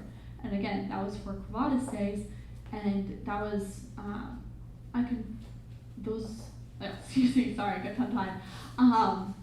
That was for Quo Day, and it wasn't just, this is Quo Day. I wanted to bring the visual eye into Quo Day and invite people into that space. Yes? Recently when I was doing a post, we did an album. Mm-hmm. Is it better to do an album or to do just post the pictures? Yeah. So for me, it's 50-50. If it's something that I want people to, when they're searching our photos, see oh, we have an album of this, like when the Heart of Jean Vianney came to our cathedral, I wanted people to then, who came to our Facebook post, to see an album of that. So I created an album. So I would say it depends. Obviously for Quo Day, I know it's coming back next year, so I know I'm going to have more photos, so I didn't create an album for it. Because then you'd get one, 2018, 2019, 2020, 21 type of thing. But whereas the Heart of Jean Vianney only came, I don't know when he'll come back to our diocese, or if he'll come back to the United States, I wanted people to be like, wow, this is something that happened. I want to continue to see these photos. We also have a unique benefit on our website. We have photo archives for our events for the past 2 years listed, so we don't necessarily feel as urgent and need to list them all on Facebook because we Put them in a gallery. And that might be an option for you to have a gallery on your website, post a couple photos on Facebook and be like, come to our website and check out our gallery. Very easy way to lead people to your website. They could be on it and say, oh, that's when confession times are, that's when mass time is. I was just here for the gallery, but I got all this information that I needed. Yes? On your previous page, you had mentioned Mm-hmm. Okay, so a meme is a photo.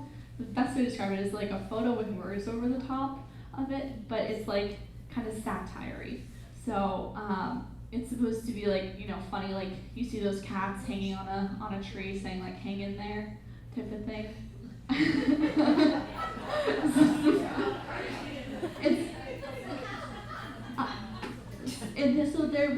That's the easiest one I can come up with.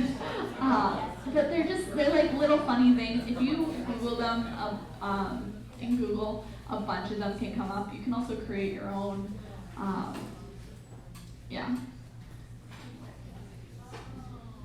Yeah, it's hard. I don't think I have an example of a meme, but thank you so much.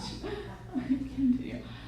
Okay, so this is a photo at our Soul Fest. This was when we went to Soul Fest, this was actually a live post that I did. which was very hard because there wasn't a lot of service there. But at the same time, you see 2 young priests and 2 young sisters. Both of them discerning their vocation. Not only was it posted live, so people who were, at home could see it, but it also, if people were on their Facebook page at Soulfest, they could have seen, oh wow, like the vocation team is under the diocese tent. I'm gonna go head over because this might be my only time to talk to the director of vocations for the diocese.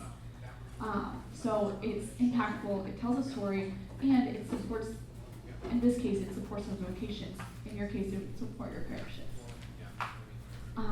So this is another one. This was for NF National Family Planning Week, and I was really surprised with all my graphics that I did. I used stock photos, and I was like, oh, it'll be fine, and they didn't do very well. But this photo was from a Parable article on one of the doctors at CMC who actually does natural family planning, and the comments on this photo were, I had no idea, this existed. I had no idea she was a doctor here. This is so great. I do pro-life ministries. I'm going to talk to my kids about this.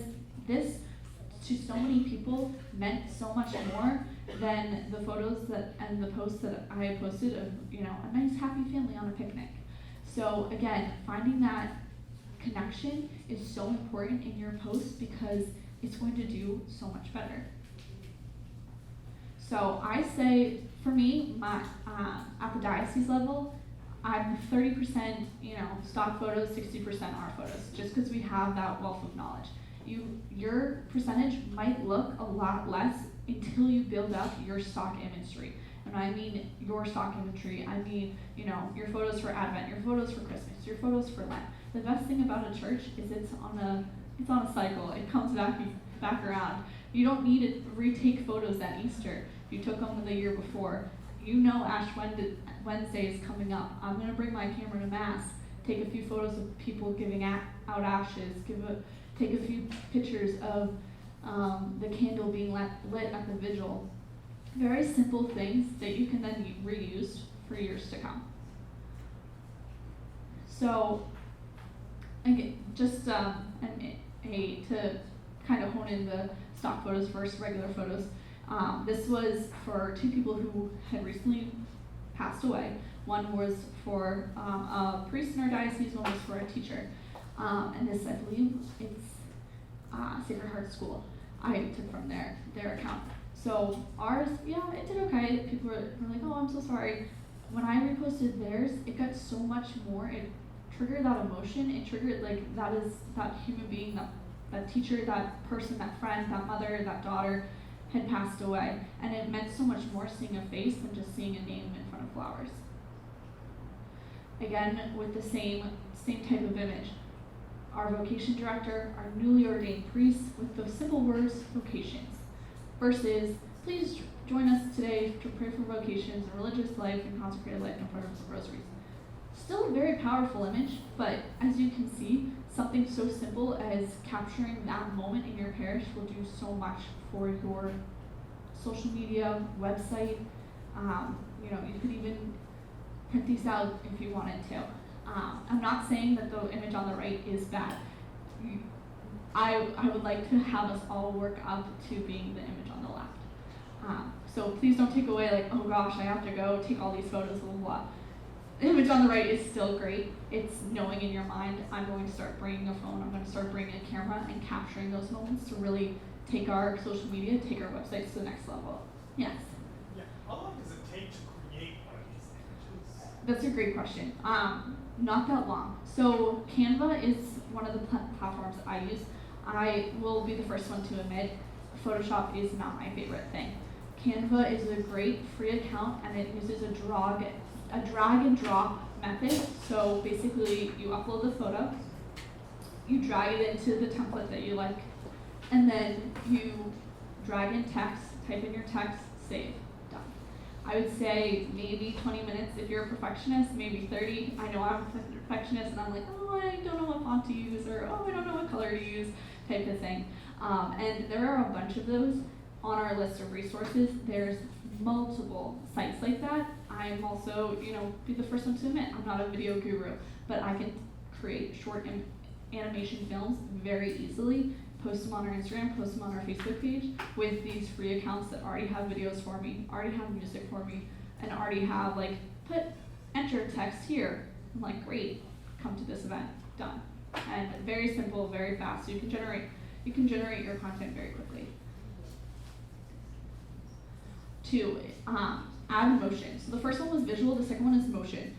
Video in 2019 has skyrocketed. YouTube is now probably one of the most searchable websites next to Google, which is crazy. But motion will capture people's attention. Your eyes likes to see things moving versus just a still image. So if you can, like I said, for your event, instead of just posting up the registration is open, if you can capture them and do a quick video of hey, I'm a youth minister, come to this event. I know St. Michael's down in Exeter does a great job. Their youth minister is always on Instagram with her phone. I know it's gonna look really weird, but she's with her phone like this. There's an event tonight, please come. Post it. Everybody loves it. Everyone likes to see her be like, I would like to invite you to this event. It means so much more than just saying here's a photo, I'm gonna post it up. Don't be afraid to get behind the camera and actually talk and be like, hey, I'm, the catechetical leader. We have a great new program coming up. Please come to this event. Here are the details. We will write all the details in this post. It means so much more. And people say, social media isn't really, connective or connecting face to face. That gives you that face to face value without having to be face to face. So, what type of video? There are a ton of options out there. You can create very short, instructional videos of, we have an RCIA program who, have never come to the church. They have no idea. Walk in, okay, well, what is this thing with water in it? What do I do with this? Well, it's a holy water fountain. You dip your fingers in, you bless yourself. This is the difference behind the blessing, and this is what those words mean, and those simple videos will go a long way. Another one is promoting your event, and then sorry, I forgot my glasses. Providing updates. Say you are working on your parish hall or basement or chapel, or it's getting some fresh paint. People love to see that. You might think it's weird, but people would love to see that. We're getting new floors in our church hall. This is the before and after photo. Super simple. People love to feel they're oh my gosh, it's gonna look so beautiful. I can't wait. So very, very simple. So here are some options for videos. The first one is Father Vaughn at Clevadas Day doing the selfie video. The second one is what I created to create anticipation for Rory, one of our seminarians' talk. Very simple. That was a drag and drop video editor program that I used. And I basically typed in Rory's names and then added motion where it changed the colors and flashed really quickly, and it was literally 3 seconds long. And then the third one is another one of our seminarians, and the cathedral posted a how-to video where he talked about his mission that was happening at the parish that night, and he basically explained, what the name of his talk was kind of ambiguous. So he came on and was like, I'm bringing 3 of my friends from seminary. We're all going to talk about our favorite Latin prayers. It's going to be beautiful. You're going to hear us sing. Please come to the chapel. And that's kind of like a personal invitation. You see that online, you're like, wow, I'm going to go support our seminarians because he took the time out of his busy day and their busy schedule to come online and post a video. And that, that's a no edit video. That's literally taking your phone like this and filming someone who's standing here. Very simple, very easy, post up, ready to go.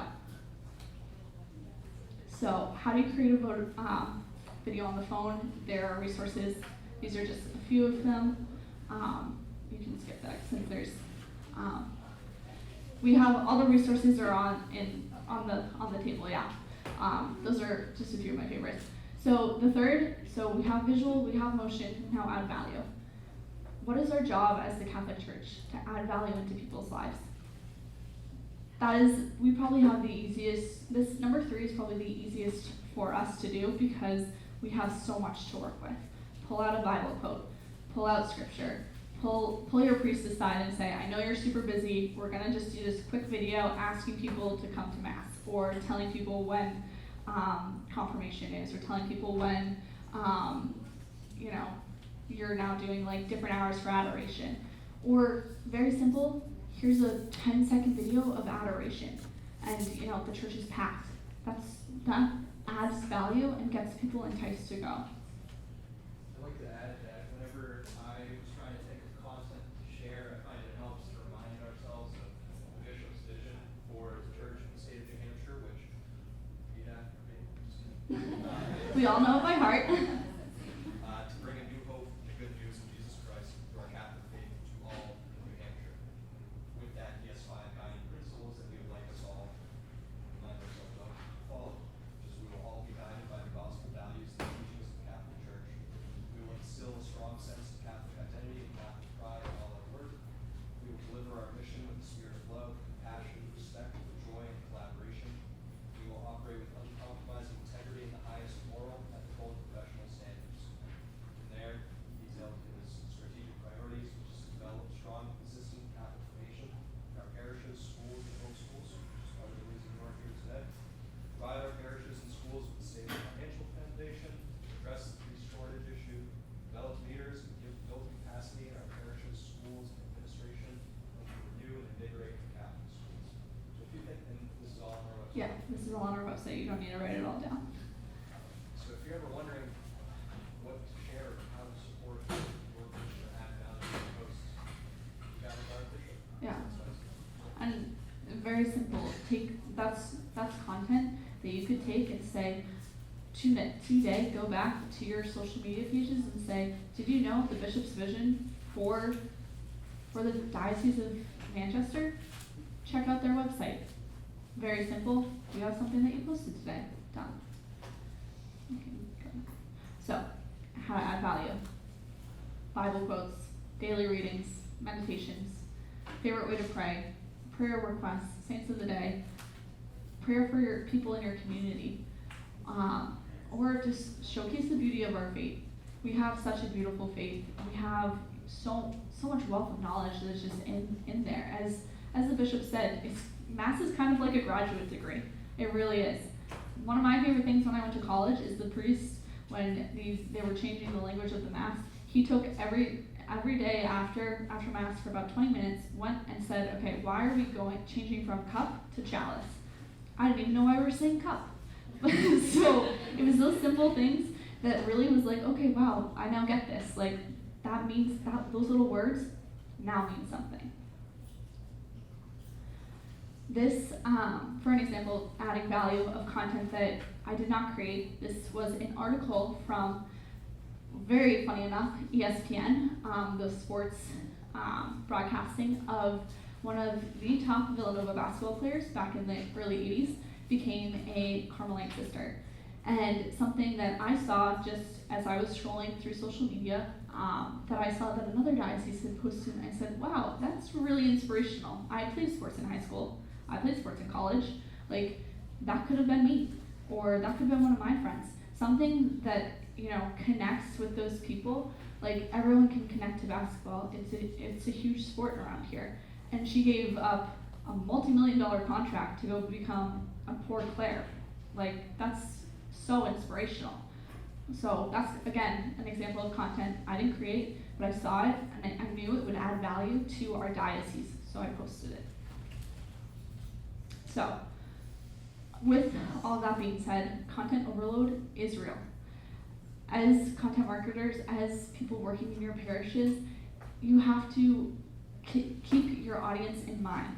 You don't want to just be generating stuff that no one's going to care about, You want to, if you are posting about something and it's never getting any likes, never getting any shares, you want to go, okay, let's take a back step. Why am I even creating this content in the first place? If you don't have an audience in mind of that content, it probably shouldn't be created. When you have an event and you know, okay, this is a youth event, I'm not gonna post it on Facebook. I'm gonna go post it on Instagram, because that's where the youth are. Or, you know, okay, this is news that our hours for mass times has changed. What's the quickest way to tell people mass is canceled because of snow or because, you know, a tree fell in the parking lot? Twitter, because that's some news media. That's something super quick, like there was a lightning storm and a tree fell in the parking lot and mass has been changed to this time. So know your platforms, and to know your audience on each platform will be helpful when you come to create content, because you'll know where to post, who to post to, and what your end goal is. It's not just to be, you know, up on social media. Yeah, that's great. Okay, we want to be inspirational and, you know, proactive of what we're doing on social media. Yes. The one where you find a parish around you? No. Okay, then no.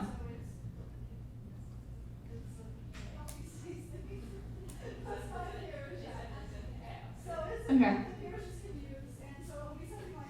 Yeah. So it can be a regular thing, so like look at an announcement saying, you want to be told every time there's a Saturday 4 o'clock mass. Well, Yeah. it's 3 o'clock, so you better pay attention, mass is coming up. So you can sign up for certain things. That's great. Or everybody who is on my parish app gets like this, like if there's an emergency, Mm-hmm. whatever. We have it in our parish. I think it's a brilliant idea. I think it's extremely underutilized. Yeah. Still too many times I go and there's one with Divine Mercy, and I find out when I'm trying to go. Yeah. But You- my parish shop, this is like 5 seconds for me. Yeah. I think a lot of people don't pass or, years old or whatever, but anyway, it doesn't have to only be these sorts of things like Twitter. Oh no, absolutely. There's so many. Yeah, there's so many tools out there. If for those of you who've been here, she's talking about the My Parish app. There are so many tools out there for your parishes to use that are being so underused. I had no idea about that one, but that's a great one. There's a ton of options out there. You just need to be proactive and search and get your parishes, you know, on it. Maybe an email chain is the best way for you to get information out to people fast, but you want to get people connected. If you have more people following your Twitter page or more people on your Facebook page or Instagram page, that might be the fastest way to, you know, get a prayer request out there, or get, you know, something out there that's important.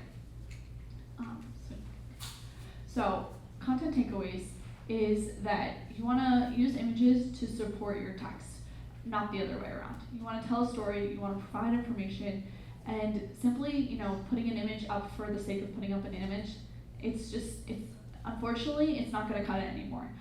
Back, you know, maybe 5 years, or maybe 5 years or more, we're on social media, but it's not active. That was okay. Social media now is a translation of who you are as a community. It is your digital face. So it might be the first place someone comes in contact with your parish. And the last thing you want them to see, people already think the church is outdated, it's wrong, and it's old, and it's only filled with old people, and there's no one there who is below the age of 18. That's their perception, that's the world's perception. Use social media to change their perception. Post those photos that are engaging, are gonna tell a story, are unique to your parish. Build your brand, build your content around the identity to switch the norm. We're not old, we're very vivacious, we have adoration, praise and worship adoration, we have a great youth group. Even if you don't, maybe you have some youth in your parish that you can pull them aside and be like, hey, we have no idea what we're doing with social media. Would you like to help us out? They'd probably be like, yeah, that'd be awesome. Like my church is asking you to be on social media, that'd be awesome. Yes. I guess I'm a little confused about, I have like a few more questions. Sure. Like, there's Facebook, there's Instagram, Mm-hmm. and there's Twitter. Yes. So, I've heard of Instagram. Sure. I don't know anything about Twitter. When you use Twitter, why would you use Instagram? Is it geared towards an audience? Yeah, so each, I think we'll come to it, but that's a great question. Each audience, each platform has a different audience and a different layout. Facebook is more of a desktop platform, so people usually view it on their computers, where Instagram and Twitter are more for the phone. Instagram is just visuals, so it's just images, where Facebook, it can be, wordy text, or, you can add videos and visuals in it as well. And then Twitter is mostly kind of like your news outlet.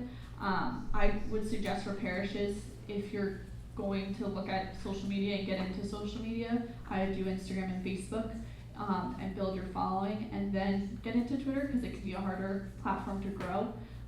But it's also it also can help you, having 3 can also help you. There's pluses and minuses to each one. But I think Raphael actually just gave you a handout of like the different things. Yeah, you're welcome. No worries. Yeah, it's difficult, especially since the social media platforms, you might say like, oh, like we have a Facebook account, that's fine.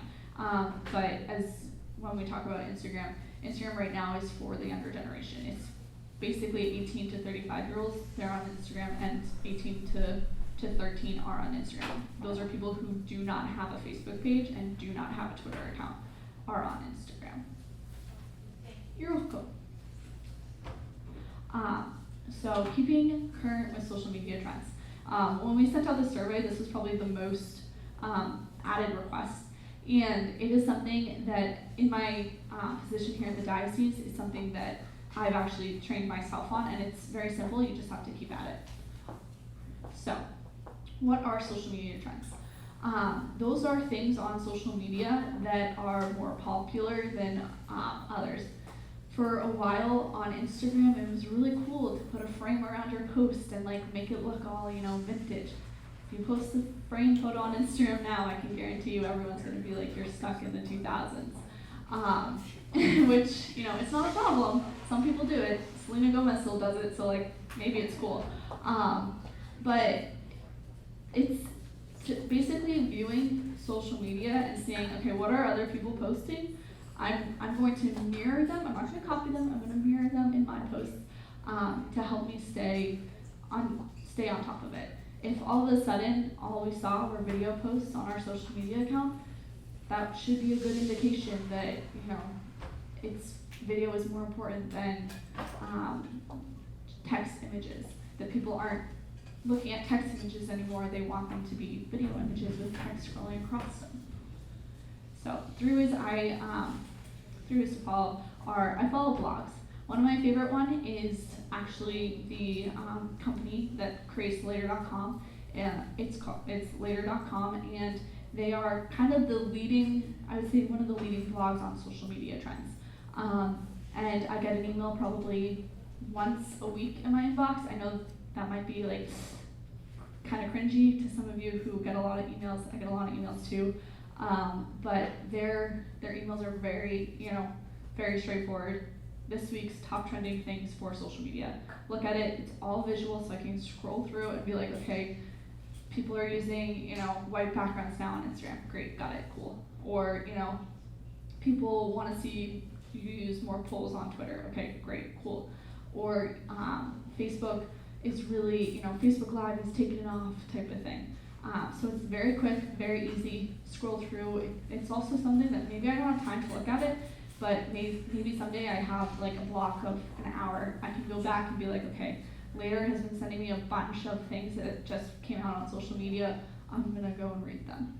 So they're blogs. Everyone talks about them. Some people do them themselves, but they are a huge wealth of knowledge.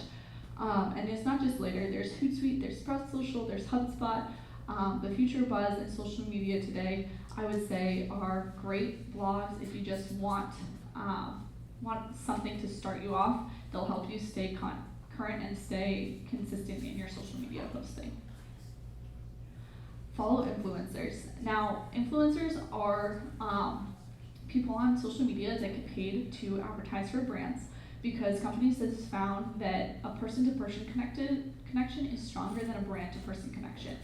You guys have the great opportunity where your brand is your parish. That person-to-person connection is your pastor, it's your people working in your parish. Those are, maybe it's a family that is super involved in your parish. Those are your people-to-people connection. Those are your influencers. Use them. If they are on social media, use them. Say, hey, we have an event coming up. could you post this on your Facebook page so your friends can come who may not come to church? They'll say, yeah, absolutely, that'd be great. Having person-to-person content being shared is so important, because it's not just you being like, come to this event, come to this event, come to this event. It's real people actually saying, I'm excited for this event. I can't wait for this event. I'm going to be posting about this event. How to find these influencers. On social media, don't be afraid to follow other parishes not in this diocese. I follow a bunch, like I said, I follow a bunch of parishes and a bunch of dioceses all across the United States. I actually am in contact with the Diocese of Buffalo, and we go back and forth on, best tactics for Instagram, because we both started at the same time. And, I'll be like, oh, hey, I really liked that graphic, or like, oh, how did you do this? And they're more than willing to help you out. If you find a parish that you're like, wow, you post really well, like, how do you do that? Do you have, ask questions, and people will answer. And if they don't, at least you asked, because if you miss the 100% of the shots you don't take. So ask those questions. Feel free to reach out to those people, especially when it comes to, to graphics, to posting, to scheduling. Those are people that are willing to help you because they're at the same level as you. I reach out to other dioceses. I'm like, hey, I see you've started doing this with your bishop. How did you go about bringing up that topic with him? So maybe we can start implementing more videos of Bishop Wabachi on social media. Fingers crossed. Can go to the next slide. Also, being engaged. The best way to know what's trending on social media is to be on social media. So if you, don't have an account and no one in your parish has an account, how do you know how your parish is doing in the realm of social media if none of you guys are following your parish's account? How can you go and say, oh, everybody else has to follow it, but I'm not going to follow it? Anyone who's working at the parish, if they have social media, should be on your social media accounts. Should be following, should be liking, should be commenting, because those are your those are your cheerleaders. Those are your people being like, oh my gosh, this is great, this is so wonderful, share, like. You have to be engaging, and you have to also have your people around you also be engaged. That's kind of what I just said, sorry. So current trends on social media. First and foremost, live video. We're gonna get into that. I gave you guys all a storyboard thing. Live video is probably one of the most trending things on social media to date. Video is super, is super great, but live video, people who, the fear of missing out, it's an actual thing. Say you have this amazing event and, maybe a couple people come to it and it's not well attended, but it was live and you had 300 people watching it on social media. You can then say well, we're having this event next year, so all of you who watched it, send them a personal invitation and be like, I saw you watching it, I know you want to come, don't miss out. Also, stories. Again, we're going to get into this later. Stories are so important. If you have posted on Instagram, take that post, put it in your story, because that is another way you can advertise what you've just done. Most people they are finding is Instagram basically stole stories from Snapchat because they were so popular. Instagram was failing before they added in the story feature.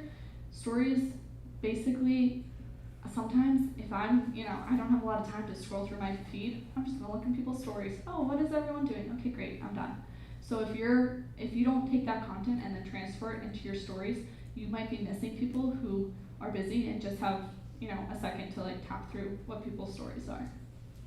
And I believe this is also on the handout, so I'm not gonna go through all of them. But the second, I would say, other than the first two that I mentioned, socializing would probably be the next biggest one. Don't just, post something up there on Facebook, Twitter, and Instagram.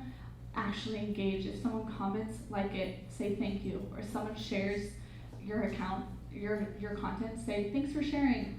Or someone's like, oh, hey, when's this event? I can't find the date. Even if the date is in the post, even if the time is in the post, comment back and say thank you so much.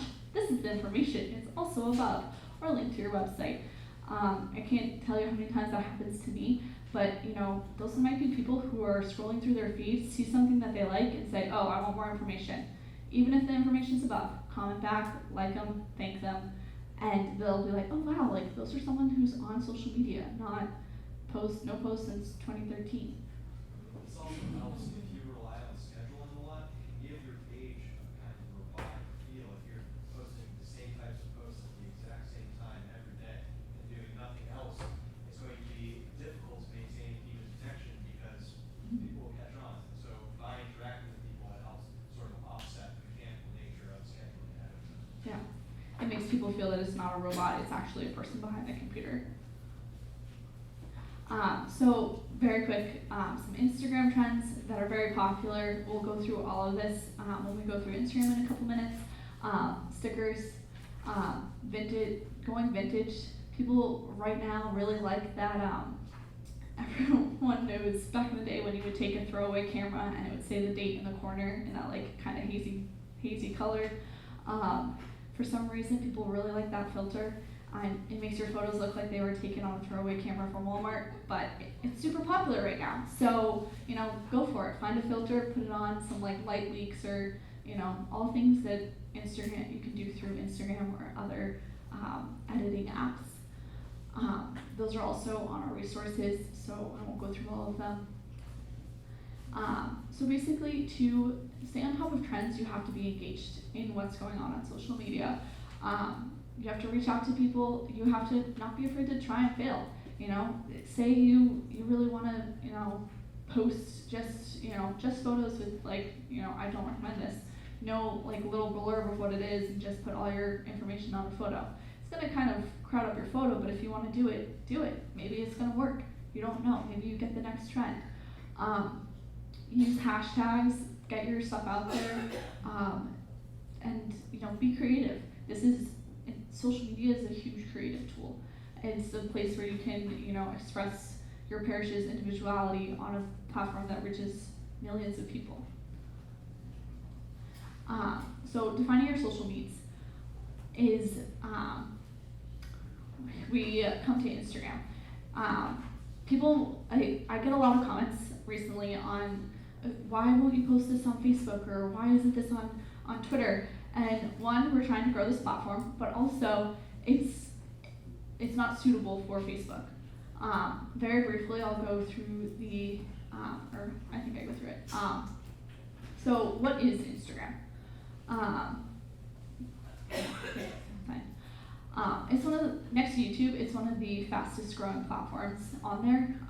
Obviously, we don't have huge videographers in our parish, unfortunately, but if you do, use them.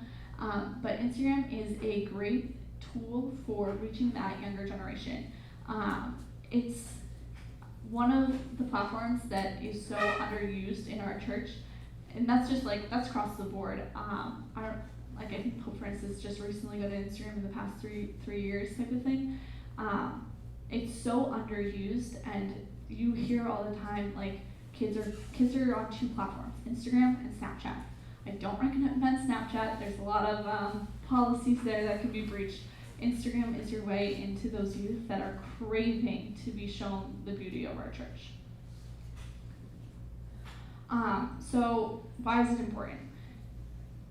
It is not Facebook. That is the first and foremost things that people understand. They're like, oh, I have a Facebook page, that'll be fine. It is not Facebook. It completely acts differently than Facebook. It has a different interface, has a different audience, and it has a different way of you engage with it.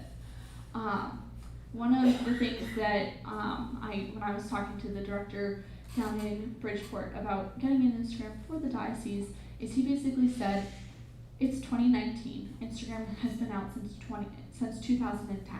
That's 9 years. If you've been like, oh, I'm gonna wait to see if it's gonna stick around, it's gonna stick around, and it's just getting better. So get on the platform, become a member, start posting on it, because if you don't want to miss the train, because it's already kind of left the station, and I know, especially for our diocese, we're kind of playing catch up. Some parishes have had Instagram for a while and are doing amazing work on it. And for them, I commend them, because they saw it, they were like, all right, we're gonna do this, and they just jumped on board. And I think that's what we all need to do, jump in both feet. Provide some context. I was at a journalism workshop down in Boston last year, and someone brought up the question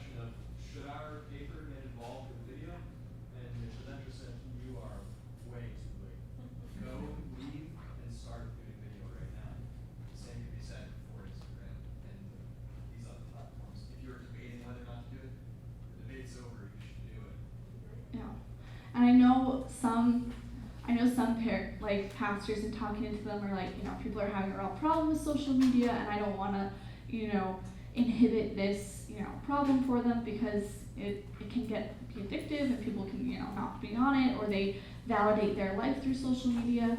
I say to them that, we're showing the beauty of Christ to people who are on a platform getting their validation from celebrities who do not value anything that we value. So why not also get into be the light in the darkness? This is a literal be the light in the darkness moment. There is so much bad messages that our teens and our youth get through social media, and especially through Instagram. Why not be on it and say, hey, this is our youth group. We have a Bible study every Thursday night. Why don't you come to it? And it's not, a youth group of old people. It's a youth group of young people. It's for you. We're here for you. We want to meet you where you are. So this is, first off, your Instagram bio. This is, if you go to, I didn't print it out. We have, great, it's on the screen. So when you pop up Instagram, it's going to look something like this. When you first get the account, there won't be any information on it. You have to fill it out. So your Instagram bio is your name, which we are the Diocese of Manchester, or obviously your parish name. It's kind of hard if you have multiple parishes or multiple churches under your parishes. Put your parish that you're associated with, but then say it's just like the Church of the Assumption. Like say that's the Instagram account for it, and it's just going to be that church. Put underneath it, which is your handle, put Church of the Assumption. Okay, so I know it's this parish, but and that is a kind of like an umbrella, but it's also this church. So for us, it's very simple because we are the Diocese of Manchester. Our username is going to be Diocese of Manchester, but I know for those parishes that have a bunch of different churches underneath them, and say each church wants their own individual one, make it that church, and don't make it some name that's not the name that you're associated with. So then underneath that you have your bio, which is basically who you are. It's a couple of sentences. It's less characters than Twitter. I forget how many it is, but it's very simple. You can just say, we are the Catholic Church in New Hampshire for the area of Hudson or of Rye or of Hampton. And then you'll have an option to link your website. This is a great tool to not only link your website, but say you have an event coming up. Right now, if you click the link on our diocese page, it won't take you to our website. It's going to take you to our t-shirt contest for our youth event coming up, because I've already made some posts that say link in bio, which is like a terminology, is to our t-shirt contest. So that way people don't have to go searching through our website. I linked it directly in our bio. So that link can be changed out, interchangeable. If you don't have any events that you link to, just leave it your website. People do click on it and they're like, is this really this account? I just want to verify. And then your website pops up. Underneath that is your address. So basically it's very straightforward. What is your mailing address? I don't think any people will mail things from Instagram, but they will click on it for Google Maps to bring them to your parish. So say they saw an event that you've been advertising on Instagram, they might not necessarily go to your parish. They still might come to that event by following that address and saying, okay, I'm gonna go because they've been talking about a Bible study. I really want to go to that. I have no idea where it is in New Hampshire, but I'm gonna go. And then it offers a place for your email and a phone number. You guys can determine whether or not you want that information up there. If it's already on your website, what do you have to hide? Because it's already on your website, so it's already online. So obviously I wouldn't put the pastor's cell phone up there. Don't do that. He will not be happy. But if you have, a general number for your parish, that's where that can go. A general email for questions or concerns, that's where that can go. Probably no personal information of, this is his AOL account. So, do you want to go to the next one? So your Instagram profile. So that top part, that's called your bio. Your profile is what happens underneath your Instagram account. It is, do you want to go to the next slide? It is where you pick your Instagram aesthetic. Now, when I say this, people probably get super oh my gosh, I don't know, this is probably gonna be so hard, but it's very simple. All it is an aesthetic is something that's pleasing to look at. As you can see, the theme that I picked, I wanted to kind of pull on that light in the darkness type of theme, and all of our photos will be very light, very bright, very engaging. Not only that I found those photos do a little bit better on social media, but they also look really nice when you put them all together.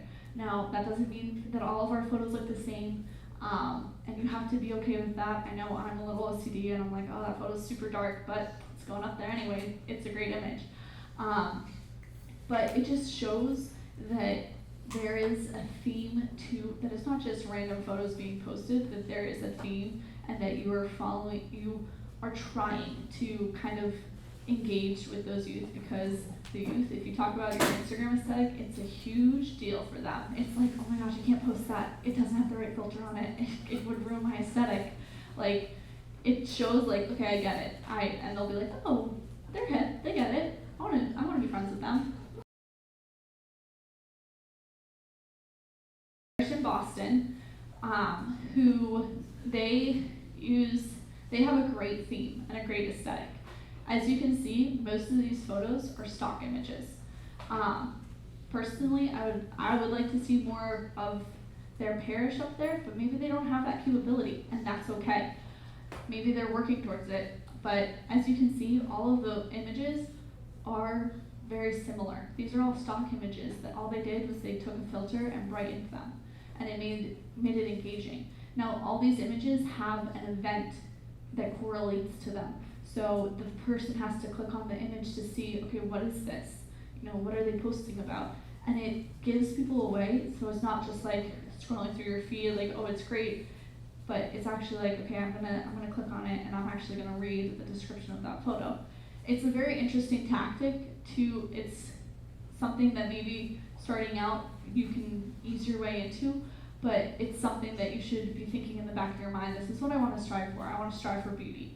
Because our church is full of beauty, whether it's stained glass windows, the altar, the mass. Always striving for a nice, clean, beautiful platform is a must for Instagram. Speaking to the reused stock photos, we use this exact one for a flyer for the secretary. Yes. Earlier this year. Yes. There are a bunch of. I hesitate on using this, but. I enjoy the theme that they have, but I would, for my personal opinion, this to me seems very, they don't have a lot going on in their parish because there are no photos of their parish. And if that's the case, that's fine. Maybe this is their step to getting into more events by creating that need and that want. So this is, I believe, the Boston Diocese, and it gives you Catholic Charities. Sorry, thank you. So this is Catholic Charities. Their Instagram was just recently also, their social media was also taken over by someone in-house. And this is a great way to do text over images, yet not make it look jumbled.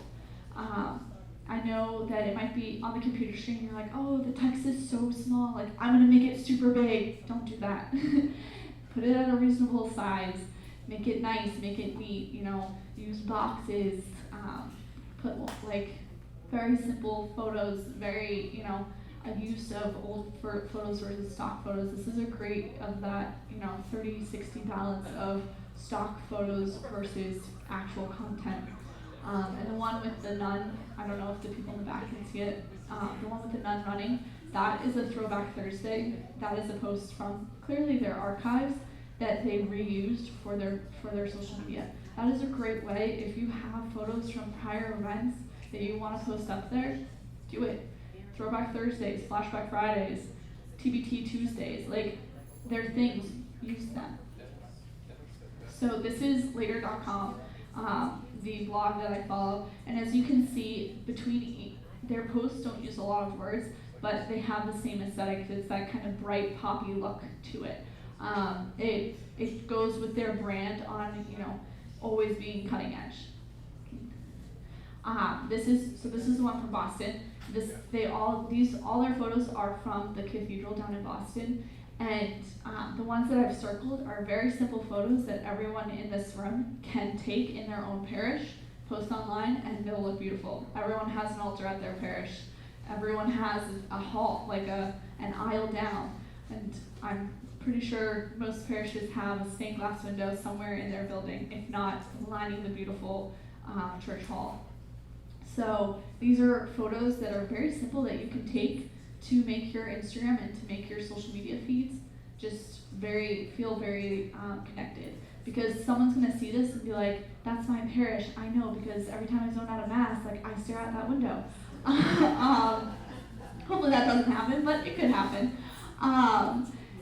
Or like, that's the altar, I know it because I, sit there every Sunday and I look at it, but I never noticed that on the side there's that crucifix, or, make things unique.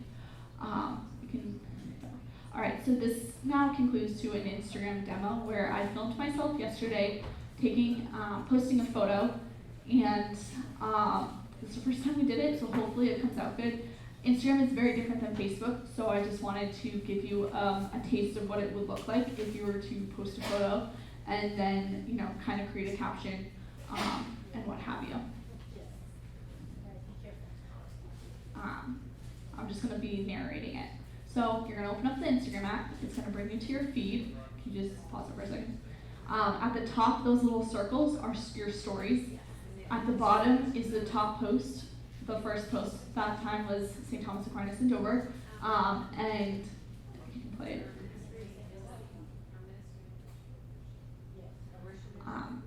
So you can click on the stories up ahead, you can scroll, as you can see there's a ton of them, and then it's going to take you to our page. So like I said, I think I scrolled down, yeah. So you see our highlights, those are our stories that we've decided to save on our profile. Provadus Days, Young Neighbors in Action, Fiat. Now it's bringing you to your bio. Can you pause this for a second? This is what will look like when you first open up Instagram. You are going to, type in your name, username, website, bio, phone number, all that stuff. It's basically like filling out a form. It's very simple, very straightforward. And then the top little icon at the top, that's your profile photo. This is, if you were to type in a bio, that's what it would look like you're sending a text message. Other options. And then to save it, you just press done in the corner. This is if you wanted to remove your profile photo, and then your profile saved. So this is, yes.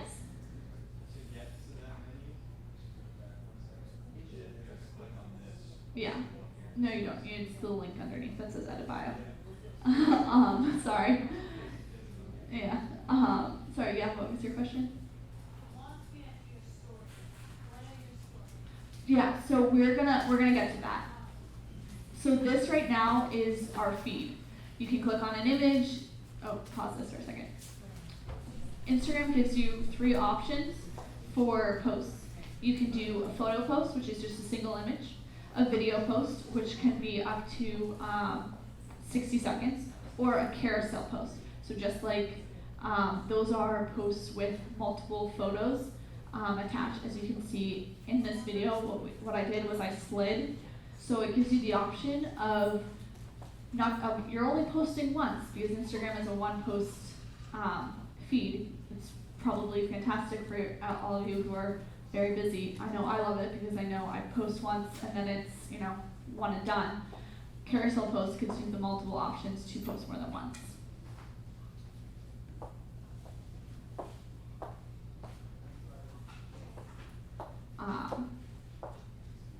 So yeah, that's kind of gives you an example of the Instagram aesthetic, how I kind of blocked our photos with quote posts.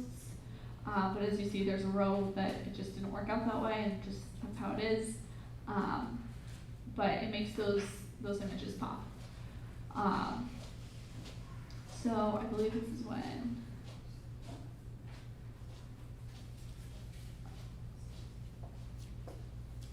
Okay, so this is now we're going to post a photo. So you go through your galleries, and you're going to select the photo you want to post. This one is an altar of St. Patrick's in Hampton. What you're going to see is you're going to see filters on the bottom and another filter on the top. You can pick, the filters you want. You can play around with it, put it in black and white. I liked it how it was, so I just left it. Then you press done, and it brings you to this page where you're going to type your caption. Your caption can be, long, it can be short, it can be, one sentence, it could just literally be a hashtag. So you type in your caption. I don't know, can we skip it? Yeah, there we go. And then I put in some hashtags, hashtag Hampton Beach, beach, because those bring it to public domains. So that hashtag takes it out of the people that you know, and it posts it to the Hampton Beach hashtag. And it's like people who go to Hampton Beach and post a photo, they're going to use hashtag Hampton Beach, and then they're going to click on that hashtag, and they're going to see a photo of a church, and they're going to be like, that's not the beach, what is that? And it's going to entice them to look at your account. So I'm a big fan of hashtags. Also, Instagram, as you can see, has popped up with generated hashtags of what you're typing in, being like, hey, do you want to use this one? Or hey, is this one count? Or does this, is this what you're looking for? And you're like, sometimes if you make up your own, it's going to be like, no, it's not, like, just ignore it. But it sometimes can be helpful. And you want to, oh, we're out of time? Okay, that's fine. So yeah, these will be posted to our website. I'm sorry, I overran. I am a talker, but these videos will be posted to our website. You can email me and I can send them to you. My card is on the table. Thank you guys so much for coming. Yes. Yes. It is if they're a public site. I wouldn't do it if they are a minor. And I can show you how to do that if you need to. Okay. Yeah, it's fine if it is like a public site. Like, please tag us in all of your posts. I would love that. Tag the UCCB, tag Pope Francis, tag whoever.